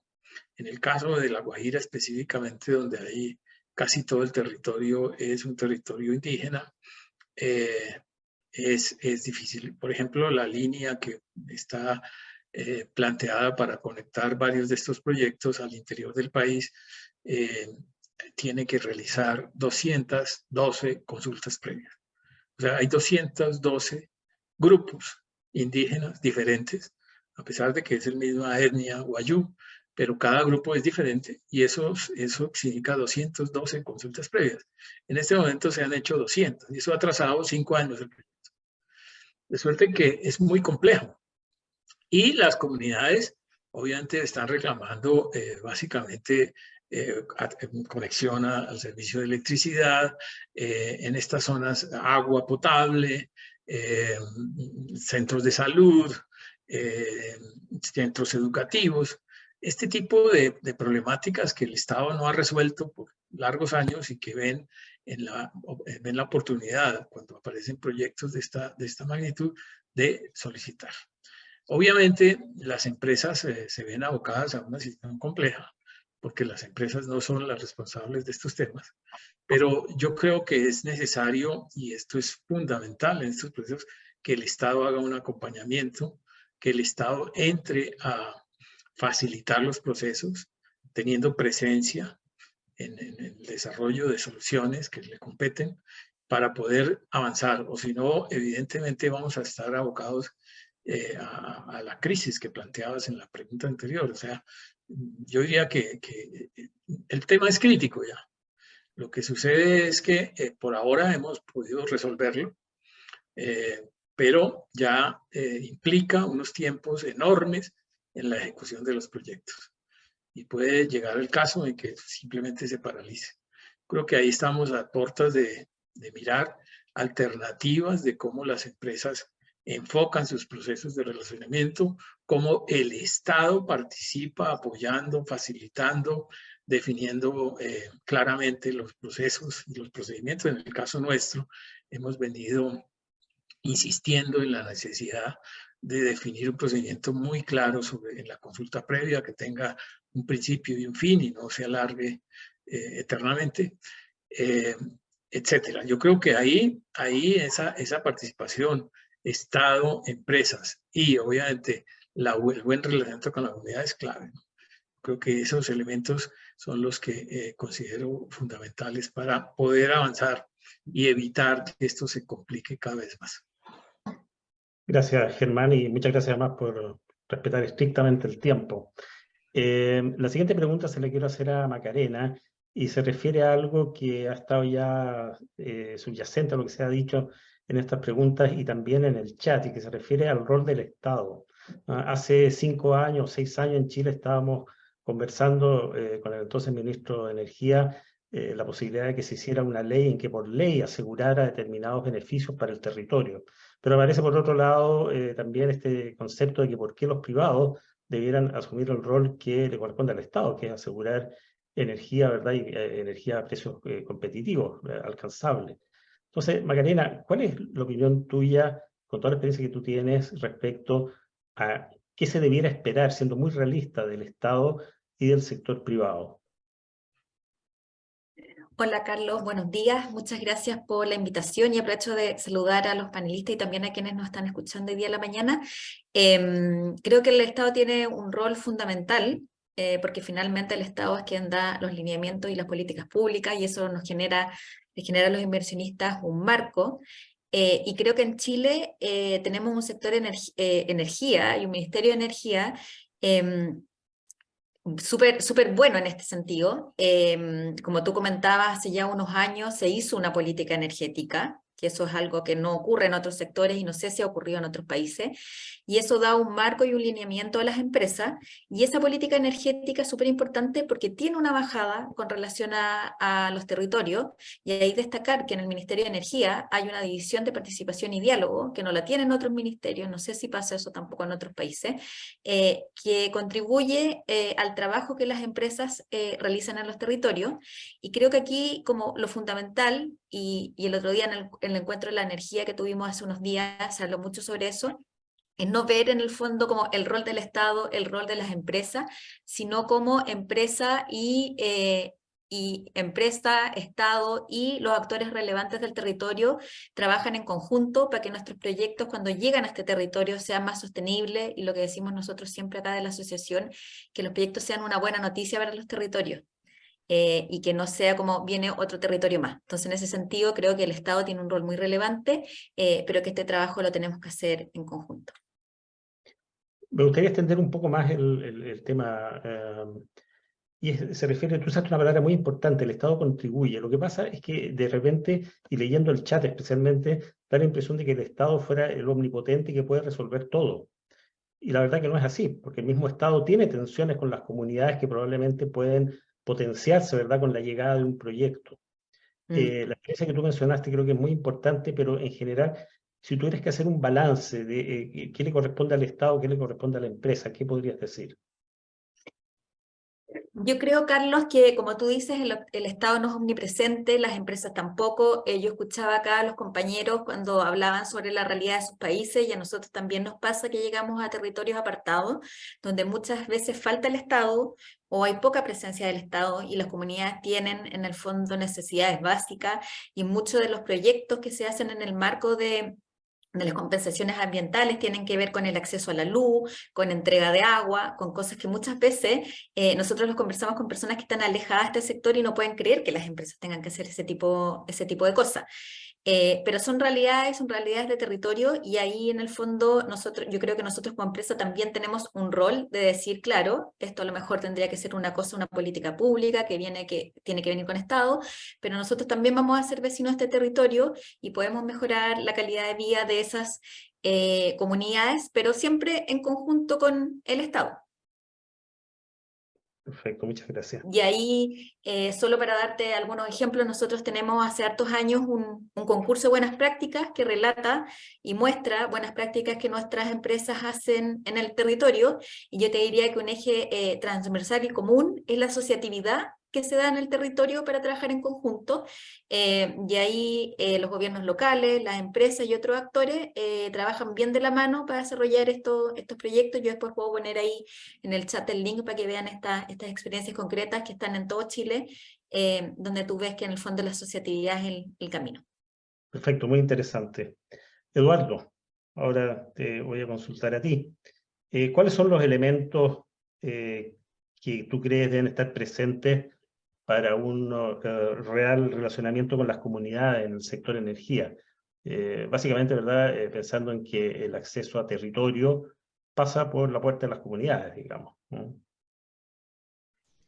Sí, bueno, yo creo que, por ejemplo, en el caso de Ecuador, hay diferentes procesos que son muy útiles, ¿no? Como desarrollador de proyectos y además tenemos muchísimas empresas que han desarrollado ya proyectos.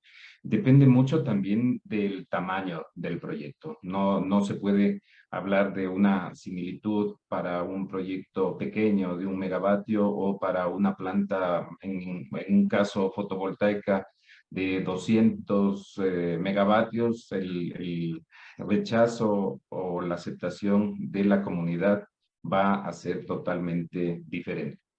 En el caso para los proyectos pequeños, por ejemplo, lo que se dio ya en el pasado es que la gente fue contratada, justamente gente local, y que pudo aportar activamente dentro de todos los procesos de socialización a este nuevo proyecto, a estas nuevas tecnologías. Pero ya, por ejemplo, para proyectos bastante más grandes.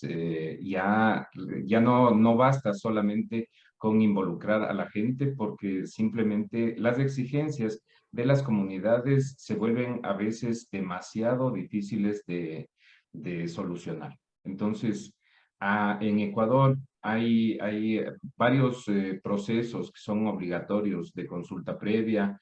También para los proyectos que ya están en marcha, hay proyectos de desarrollo territorial que tienen que cumplir las empresas adjudicatarias o concesionarias de proyectos de energía renovable, que justamente apuntan a que el desarrollo de estas comunidades sea la prioridad dentro de una zona de influencia. Entonces, por suerte, justamente le comentaba a Fernanda hoy por la mañana, aquí en Ecuador se adjudicaron el día de ayer 500 megavatios nuevos de energía renovable no convencional, y estos se dividen en grandes proyectos de 60. Entonces, los promotores de estos proyectos van a tener que justamente tener desde el inicio un relacionamiento comunitario para que se dejen simplemente desarrollar estos proyectos. La mayoría de ellos corresponden a proyectos fotovoltaicos de esta nueva subasta, y creo que ahí hay una buena oportunidad también para demostrar la tecnología, y además que son bastante amigables con el medio ambiente y con las zonas comunitarias. Qué buena noticia la que transmiten. Yo no sabía eso, Eduardo, y me acuerdo cuando conversábamos, no había nada todavía, hacía 4 o 5 años, ¿verdad?, del potencial que tiene tu país en energía renovable. Me alegro mucho. Muchas gracias. La siguiente pregunta es para Paloma, y me gustaría saber, en la experiencia que ustedes han logrado compilar en Perú y los años que tienen, ¿verdad?, en relacionamiento tú con este sector, ya sea desde empresa, ¿verdad?, y ahora desde la Sociedad Peruana Renovable. ¿Cuáles son las principales recomendaciones, así digamos los 4 o 5 puntos más importantes y aspectos que tú crees que deben considerarse a la hora de desarrollar proyectos de generación en relación con las comunidades? Gracias, Carlos. Y antes de responder, felicito a Eduardo por ese gran logro. Esperemos que Perú prontamente también pueda estar igual en lo que es mayor renovable, así que te felicito. Bueno, pero para responder a tu pregunta, Carlos, bueno, definitivamente, algo me adelanté en la pregunta anterior, yo creo que es clave, eso no lo había mencionado, pero es clave, lo comenté rápidamente, ¿no?, que exista un equipo evidentemente de relacionamiento comunitario. He escuchado de muchas experiencias donde no, hay proyectos que se han desarrollado sin tener un equipo de relacionamiento comunitario, digamos, durante la fase de desarrollo, construcción y operación, y que a veces la persona que está en la planta viendo los temas de operación también es la persona que ve los temas de relaciones comunitarias, y eso no es posible. Pues hay que tener un equipo de relacionamiento comunitario y que sobre todo que tenga experiencia en el tema, ¿no? Que entienda la dinámica local, la perspectiva local, que si es posible que tenga algún conocimiento. Esto lo digo porque lo he visto en algunas áreas de recursos humanos que ven el relacionamiento comunitario, ayuda mucho, por ejemplo, que tenga un conocimiento de antropología, sociología, y también alguien local, ¿no? Por ejemplo, yo trabajé, cuando trabajé en el Green Power, trabajaba con una persona que también tenía conocimiento del quechua, ¿no? En algunas comunidades es importante saber la lengua local, ¿no? Entonces, creo que eso es muy importante, ¿no? Y sobre todo porque ahí la comunidad se siente más afín y más en confianza con la empresa, ¿no? También lo otro, ¿no? Empezar a cambiar los paradigmas, ¿no? La forma de desarrollo de lo que antes decía como asistencialismo, pensar más de ok, el Estado me da un permiso, voy y me instalo. No, lo primero que hay que hacer es ir, visitar la zona, si no encuentras nada, buscar, entender, hasta saber quiénes están ahí, ¿no? Y empezar a implementar estos esquemas de valor compartido y de desarrollo de abajo hacia arriba, ¿no? Entender cuáles son las expectativas de la comunidad.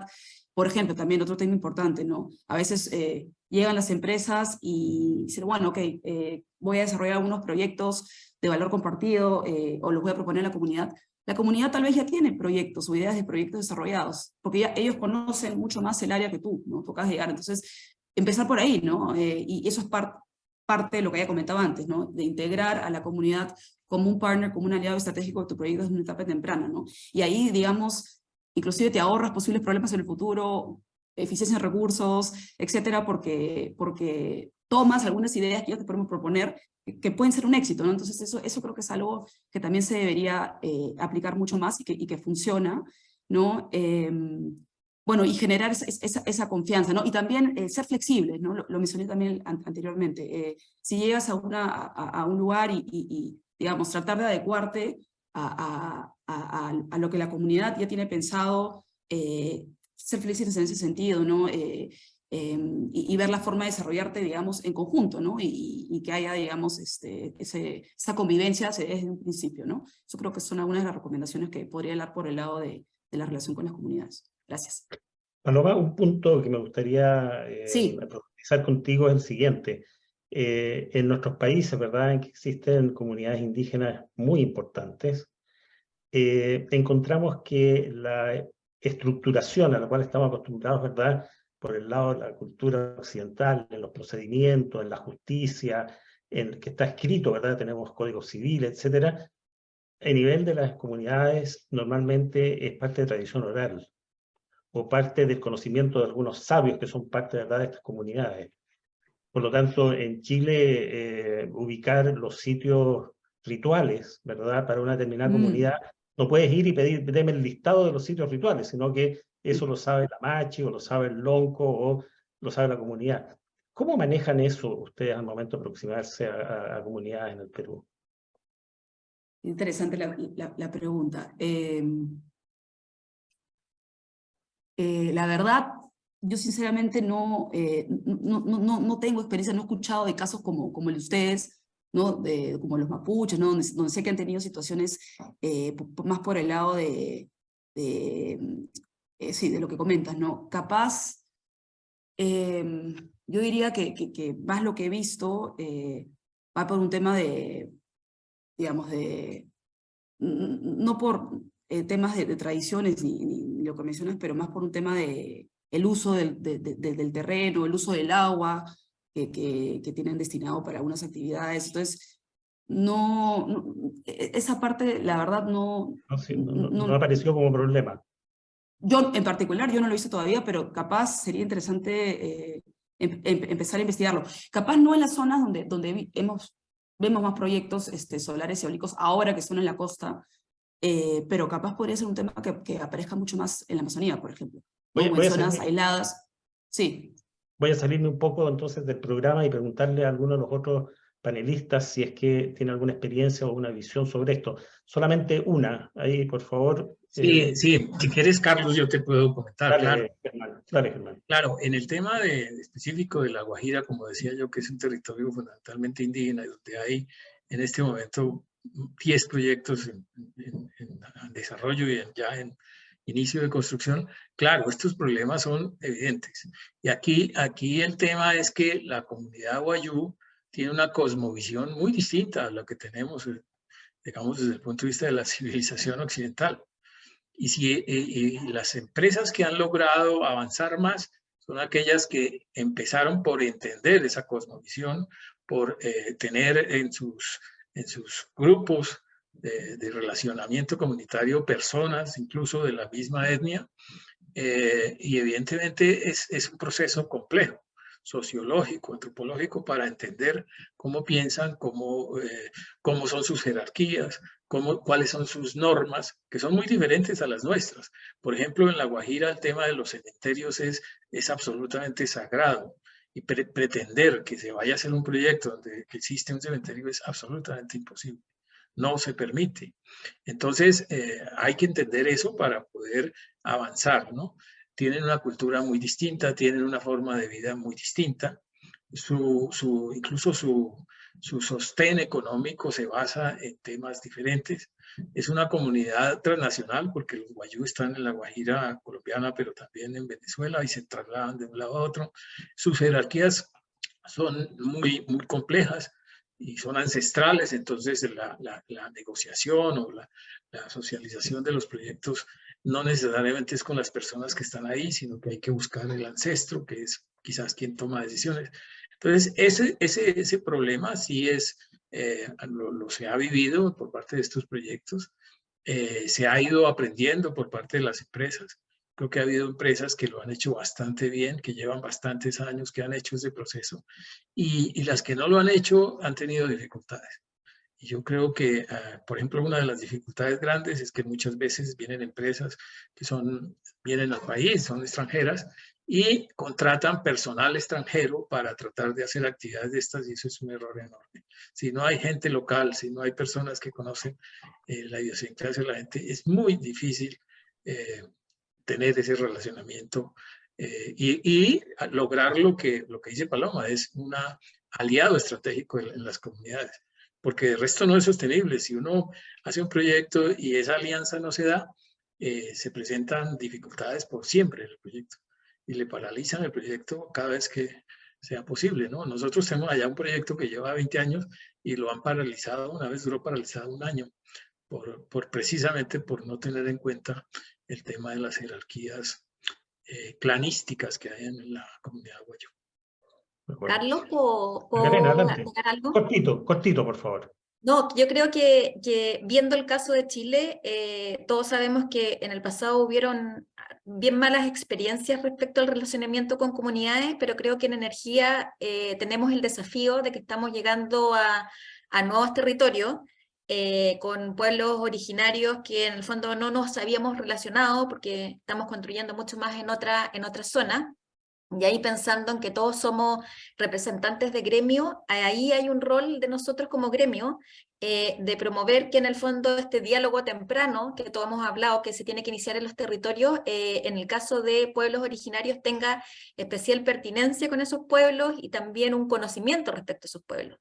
Y ahí solo quería comentar, y lo quiero comentar porque es una buena práctica que se puede replicar, es que nosotros el año pasado hicimos un curso bien largo con profesionales de todas nuestras empresas socias, donde representantes de distintos pueblos originarios de Chile capacitaron a nuestras empresas respecto a su pueblo, su relación con el medio ambiente, para generar un proceso de comprensión.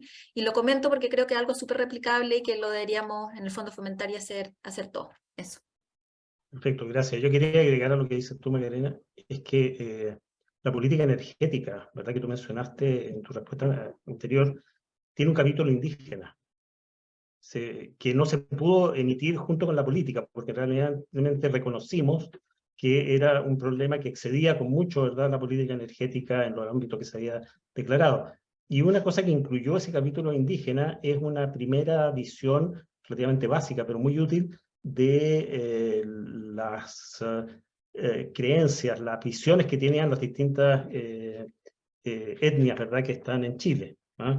Creo que fue una muy buena aproximación y que sirvió para levantarle el perfil, ¿verdad?, a este tema, que por historia, obviamente, fueron los españoles los que vinieron a civilizar, ¿verdad?, a los indios, y eso, la verdad, que probablemente permeado durante mucho tiempo la relación con nuestros pueblos, y ahora reconocemos que tenemos una relación de igualdad, ¿verdad?, y que sus costumbres deben ser respetadas tal cual como las de cualquier otro ciudadano. Así que muchas gracias. Voy a seguir con Germán, que le correspondía la pregunta y tal vez empalma muy bien, y es preguntarle, y tal vez esto mismo que acabo de decir, hay ciertos paradigmas que se habían instalado, ¿verdad?, como iniciales frente al desarrollo energético con las energías renovables.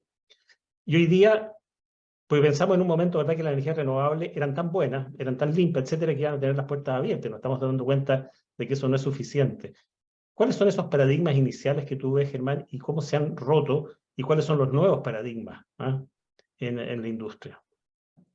Y evidentemente todos creemos y todavía pensamos que las energías renovables no convencionales son energías limpias, pero lo que no podemos, no podemos sustraernos de que de todos modos estos proyectos tienen impactos ambientales y sociales. O sea, por más pequeños que sean, impactan en términos paisajísticos, impactan en el manejo de las aguas, impactan digamos, la traída de personal que no es de la comunidad, impactan de diversas maneras, y eso tenemos que reconocerlo. Entonces, el paradigma de que esto era absolutamente limpio y que por lo tanto teníamos las puertas abiertas, pues se ha ido revisando. Es indudable que las comunidades también entienden eso, y es posible que sean un poco más flexibles frente a esto, pero eso no quiere decir que no entiendan que hay impactos muy, muy importantes y que no están dispuestos tampoco a ceder sus territorios si no se compensan esos impactos. Yo creo que hoy en día lo que estamos viendo es evidentemente una mayor profundización en el ejercicio y el análisis de estos impactos. En el caso colombiano, los procesos de licenciamiento ambiental se han enfocado en profundizar más estos temas. Nosotros incluso como asociación hicimos todo un trabajo que le presentamos a la autoridad ambiental para facilitar, digamos, todo el proceso de impactos, por ejemplo, de proyectos eólicos y solares, que son diferentes a los de otros tipos de proyectos, ¿no? La autoridad ambiental tiende a replicar lo que pasa en otro tipo de proyectos, y evidentemente aquí hay unas particularidades, pero que hay que atender de manera profunda si queremos evidentemente que se puedan resolver y tener soluciones y saber cómo esos impactos se manejan en el futuro. Ahora, nosotros todavía no tenemos la experiencia de proyectos que lleven varios años funcionando, porque estamos en la etapa de construcción de proyectos. Y eso es un aprendizaje que tenemos que tener para el manejo y el seguimiento ambiental y social de los proyectos. Y eso nos falta, creo que tenemos que todavía aprender de otras experiencias. Pero yo creo que el paradigma se va cambiando en el sentido de que no existen proyectos totalmente inocuos, que todos los proyectos tienen impacto y que debemos saberlos manejar y aceptar que existen, porque eso es una realidad. Creo que en ese sentido se va moviendo un poco el análisis y el estudio ambiental, que en el caso colombiano, como digo, es bastante complejo, es bastante profundo, y se exigen muchísimos estudios de diferente tipo para que a veces las empresas consideran exagerados, pero yo creo que es una necesidad si queremos que esto funcione, ¿no?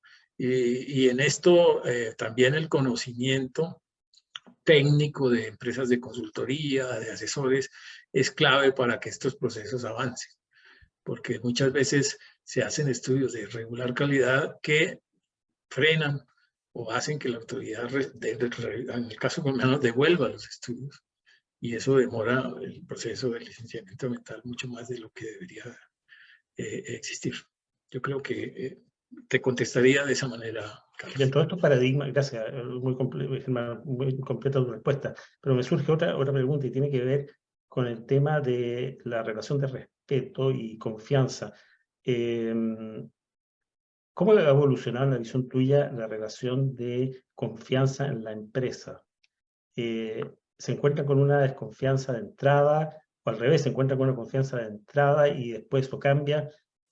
¿Cuál es el rol del Estado ahí? Si el Estado puede funcionar como un moderador o actuar como un ente imparcial, digamos, que acerque las partes. Si pudieras contestar muy brevemente eso.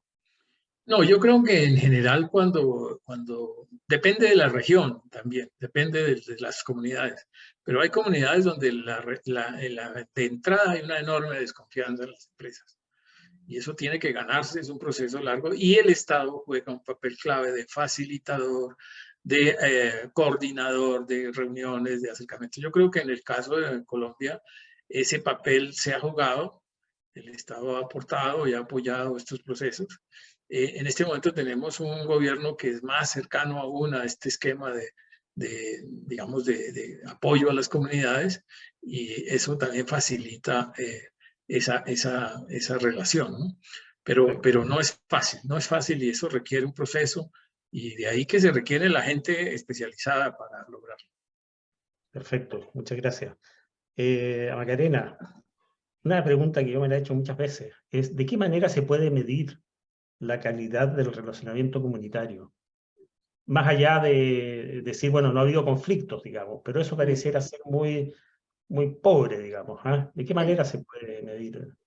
Mira, ahí te voy a responder con un ejemplo de un trabajo que nosotros hicimos, porque nosotros también teníamos discusiones respecto a lo que tú dices, cómo se mide. Y sentíamos además que a mí me toca acá en la asociación trabajar con el Comité de Asuntos Comunitarios, sentíamos que a veces las áreas de sostenibilidad o asuntos comunitarios no tienden a medir tanto su trabajo, y es un tremendo trabajo. Entonces hace 3 años buscamos crear una herramienta de medición de impacto. Y creamos una herramienta que piloteamos en distintos proyectos de la asociación, en distintos tipos de tecnología también. Y esta herramienta lo que hace es que a la hora de desarrollar un programa socioambiental en el marco de las compensaciones que tú realizas en el territorio, sea creado con perspectiva de medir impacto. Entonces, parte del objetivo tiene todo un proceso de monitoreo hasta el cierre que te permite levantar impactos reales que lograste con ese territorio, bajo la premisa de que en el fondo lo que tú tienes que lograr en ese territorio, más allá de que tengas buena relación y no haya conflictividad, que es fundamental, es generar valor compartido. Entonces, ¿cuánto tú puedes llegar a incidir con tu acción en el desarrollo local de esos territorios? Entonces creo que ahí es una línea a desarrollar, a seguir impulsando, y que tiene que ver también con el diálogo temprano, porque tiene que ver con que cuando tú llegas a ese diálogo temprano y a ese territorio, tienes que levantar en el fondo cuál es el nivel de desarrollo de ese territorio y cómo tu despliegue en ese territorio debe en el fondo enfocarse en contribuir a ese desarrollo más allá de los programas que antiguamente se hacían a partir de la RC. Entonces también tiene que ver con un cambio de paradigma, pero poniendo, yo creo que es importante lo que te dices, como poner dato duro, y para eso hay herramientas y hay que seguir profundizando. Si alguien quisiera saber más de esa herramienta, Macarena, ¿qué tiene que hacer? Me puede escribir, y nosotros tenemos un manual que usan internamente nuestras empresas, y podemos ahí compartir parte de esa información, y también nos podemos reunir y contarles cuál ha sido la experiencia. Nosotros creamos este manual, las empresas lo utilizan, y hicimos 2 años seguidos de capacitaciones para que los equipos que en el fondo dentro de la empresa lo llevan a cabo puedan conocerlo ahí perfectamente. Perfecto, muchas gracias. Bueno, y Eduardo Rosero, última pregunta, no por ello menos importante. ¿Cuál es el rol que tú ves para las asociaciones? Hemos visto varias menciones, ¿verdad? Iniciativas de asociaciones, pero si tú tuvieras que resumir, ¿cuál es el rol que tú crees que tienen las asociaciones desde el punto de vista de el acceso a territorio y el relacionamiento comunitario? Juan Carlos, yo creo que a partir de la formación misma de las asociaciones, de quienes se integran, si es una asociación, por ejemplo, donde solamente están proveedores o desarrolladores de proyectos y no involucran ya desde su conformación a la academia o a los técnicos que se dedican a los proyectos de energías renovables, ahí hay una limitación ya de concepto. Pero si fuese el caso de que la asociación tenga a bien todos estos miembros activos de una sociedad que pueden trasladar muchísimo más esas necesidades de relacionamiento comunitario y además de explicación de los posibles afectaciones medioambientales a las comunidades, las posibles o no. Porque, por ejemplo, yo me topé alguna vez con el desarrollo de un proyecto hidroeléctrico donde simplemente las comunidades decían o se les había instruido o mal instruido, mejor dicho, de que el río va a la presa hidroeléctrica iba a matar toda la fauna de peces de la zona. Entonces, simplemente yo creo que hay muchísima materia que puede ser trasladada como formación de las asociaciones que pueden inculcar o evangelizar un poco sobre el tema de los proyectos de energía renovable para que simplemente sea un catalizador entre la comunidad y los proyectos. Además, la ventaja que tienen las asociaciones es que también pueden ser escuchadas por las entidades del gobierno nacional, es decir, que puede ser el Ministerio de Ambiente, que puede ser el Ministerio de Energía, con el objetivo justamente de trasladar con mucha más certeza las preocupaciones y poder buscar realmente soluciones. A veces las posiciones son demasiado extremas, tanto de las comunidades como de las empresas que desarrollan, y ahí creo que la asociación tiene un gran campo de acción. Gracias, Eduardo. Me temo que no vamos a poder disponer de los minutos finales. Fernanda me está haciendo ver que hemos tomado más tiempo en estas preguntas y respuestas, que en todo caso creo que han sido muy ilustrativas y estimo que han sido un aporte por los comentarios que veo en el chat. Así que ahora vamos a pasar a las preguntas que vienen del público. Tenemos algunas, a ver, de Mauricio Enríquez para Macarena. Esta pregunta, Macarena, es una pregunta compleja, pero como dicen, no hay preguntas complejas, sino que hay respuestas complejas. Lo voy a pasar de todas maneras. ¿Qué opinas de los malos resultados de algunas empresas generadoras en sus relaciones comunitarias? La verdad que la pregunta venía con nombre y apellido, pero creo que no corresponde. ¿Un mal proceso de una compañía daña el territorio? ¿Y cómo está generadora enfrentando este tipo de casos, entendiendo que ya algo adelantaste, digamos, en lo que has dicho?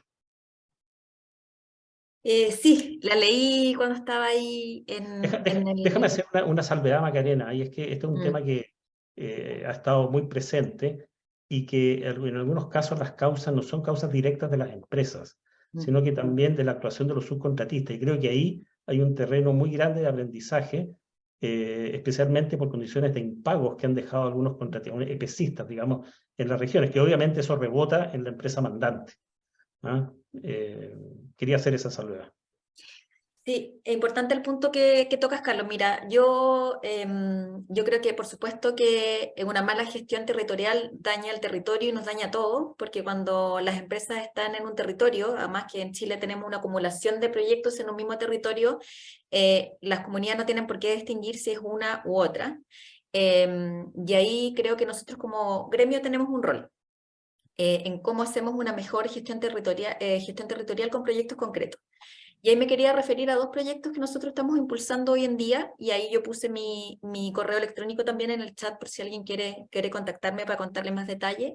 Nosotros por un lado estamos generando con nuestras empresas socias, y ahí con el apoyo de una universidad chilena que se llama Adolfo Ibáñez, un proyecto que se llama Criterios de Localización de Proyectos de Generación, que lo que busca, estamos trabajando hace 6 meses de manera súper participativa con nuestras empresas socias, con representantes de gobierno, vamos a ir a Antofagasta también durante los próximos días, es ver qué criterios, más allá de los tradicionalmente ocupados, podemos ver a la hora de desplegarlos en el territorio para pensar que nuestros proyectos sean aún más sostenibles.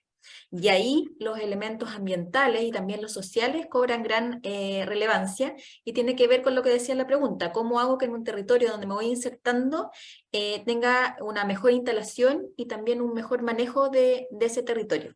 Y por otro lado, Carlos, lo que tú tocabas respecto al tema de contratistas y proveedores, que ha sido un problema importante en la zona norte, también creo que hay que pasar a la acción. Y ahí también nosotros, y espero que prontamente lo podamos compartir, estamos trabajando con nuestras 18 empresas socias en un estándar de contratistas y proveedores comunes para las empresas. Hemos estado trabajando llevamos 6 meses trabajando con todas nuestras empresas socias, con distintas gerencias, porque este es un tema transversal. El Ministerio de Energía también lo sabe y ha sido partícipe también de esto, que vamos a tener un estándar común, con la idea que en el fondo no vuelvan a ocurrir cosas que ocurrieron en la zona norte, que como tú decías tiene que ver con la cadena, pero también nosotros podemos tener una mirada más preventiva y estamos comprometidos con eso. Perfecto. Ahí también recordar de que hubo un trabajo que se desarrolló hace un par de años, impulsado en un momento de una crisis especialmente dura, ¿verdad? Y que significó un documento de buenas prácticas que resume probablemente de alguna forma, ¿verdad?, lo que ustedes están haciendo más en detalle, pero que realmente son acciones que tienen bajo costo de tomarlas para prevenir. Creo que ese es un caso típico de una prevención de crisis, digamos, en que el costo es infinitamente más bajo de la prevención, que después enfrentarse, ¿verdad?, a reclamos de este tipo, en que a veces las empresas mandantes han terminado pagando 2 veces, ¿verdad?, los servicios por el incumplimiento de su contratista. Sí, así es. Nosotros Quisiera ir estamos muy alineados con rapidito, ese trabajo. quisiera ir a esa otra pregunta con Germán. Germán, dice, las consultas previas son un proceso que demora mucho tiempo. Ahí hay un juicio de valor, ¿eh? La verdad que no sé si es mucho tiempo realmente en todos los casos, y que está generando grandes impactos en los tiempos que están planificados los proyectos. ¿Crees que el Estado debería tener mayor presencia y cumplir su rol para evitar que las comunidades soliciten a las empresas que se cubran sus necesidades básicas como agua, educación, etcétera? Yo agregaría esa pregunta si realmente el Estado está dispuesto a tomar ese rol. Sí, además cuando uno habla de que el Estado no tiene presencia, normalmente son procesos de muchísimos años. Por ejemplo, en el caso de La Guajira, el departamento de La Guajira es quizás el departamento, uno de los 2 departamentos más pobres del país. Y eso es por muchísimos años, hay un abandono, evidentemente es un departamento, por ejemplo, donde hay problemas de corrupción. Los últimos 5 o 6 gobernadores están presos o han sido destituidos.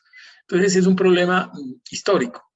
Y obviamente cuando llegan las empresas, las comunidades ven es una oportunidad de resolver problemas, ese tipo de problemas históricos. Ahora, el Estado sí puede hacer cosas, claro. Y digamos, sobre todo, por ejemplo, en este caso colombiano, donde 9 o 10 proyectos se están desarrollando, que es una región donde no había eso, pues puede indudablemente generar una planificación para tratar de resolver esos problemas históricos, por lo menos empezarlos a resolver y tratar de coordinar con las empresas cómo los proyectos también aportan. Por ejemplo, en el caso de la energía, antes cuando había un proyecto de generación y una línea de transmisión a alta tensión, pues bajar la energía a las localidades era muy complejo, pero hoy en día se pueden hacer proyectos solares y darles algunas alternativas más locales y fáciles de resolver. Yo creo que evidentemente el Estado sí tiene un papel clave, sí puede hacerlo, y los tiempos sí, como dice, es relativo. Lo que sí es cierto, y es en eso, por lo menos las empresas que están allí y todo el sector lo tiene clarísimo, y es que es absolutamente necesario el proceso de consultas, el proceso de socialización de los proyectos, el proceso de entrar en relación con las comunidades. Sin eso no hay proyectos, así de simple. Entonces, lo que hay que hacerlo es bien, y este tema de las buenas prácticas, nosotros hemos venido también trabajando en ese tema, desarrollar unas guías sobre buenas prácticas con las comunidades. No es sencillo porque además cada comunidad tiene particularidades, pero yo creo que es fundamental ir avanzando en eso. Tal vez podríamos pensar en el desarrollo de un estándar común mínimo, digamos, a nivel latinoamericano. Yo creo que las problemáticas son muy parecidas, Germán, y ahí habría una tarea interesante para la red de energía renovable. Buenísimo, sí, claro. Una pregunta para Eduardo, creo que sería ya la última que podríamos atender. La persona que se la pregunta dice, muy interesante el punto de vista de Eduardo respecto a la distinción entre los tamaños de los proyectos a la hora de definir el relacionamiento comunitario. A tu juicio, desde la autoridad se debería proteger más a los pequeños desarrollos. Bueno, yo creo que tanto los impactos de un proyecto grande siempre van a ser mayores. En cambio, las comunidades cercanas a los proyectos pequeños se pueden involucrar muchísimo más fácil porque normalmente los proyectos pequeños son llevados por desarrolladores locales normalmente, no compañías internacionales que desarrollan proyectos más grandes, ¿no? Entonces, ahí hay una distinción. El Estado tiene que proteger a todos como concepto, pero yo creo que sí se podría establecer unas pautas diferentes entre proyectos grandes y proyectos pequeños por la incidencia justamente de cada uno de su área de influencia y demás características propias de cada uno de los proyectos.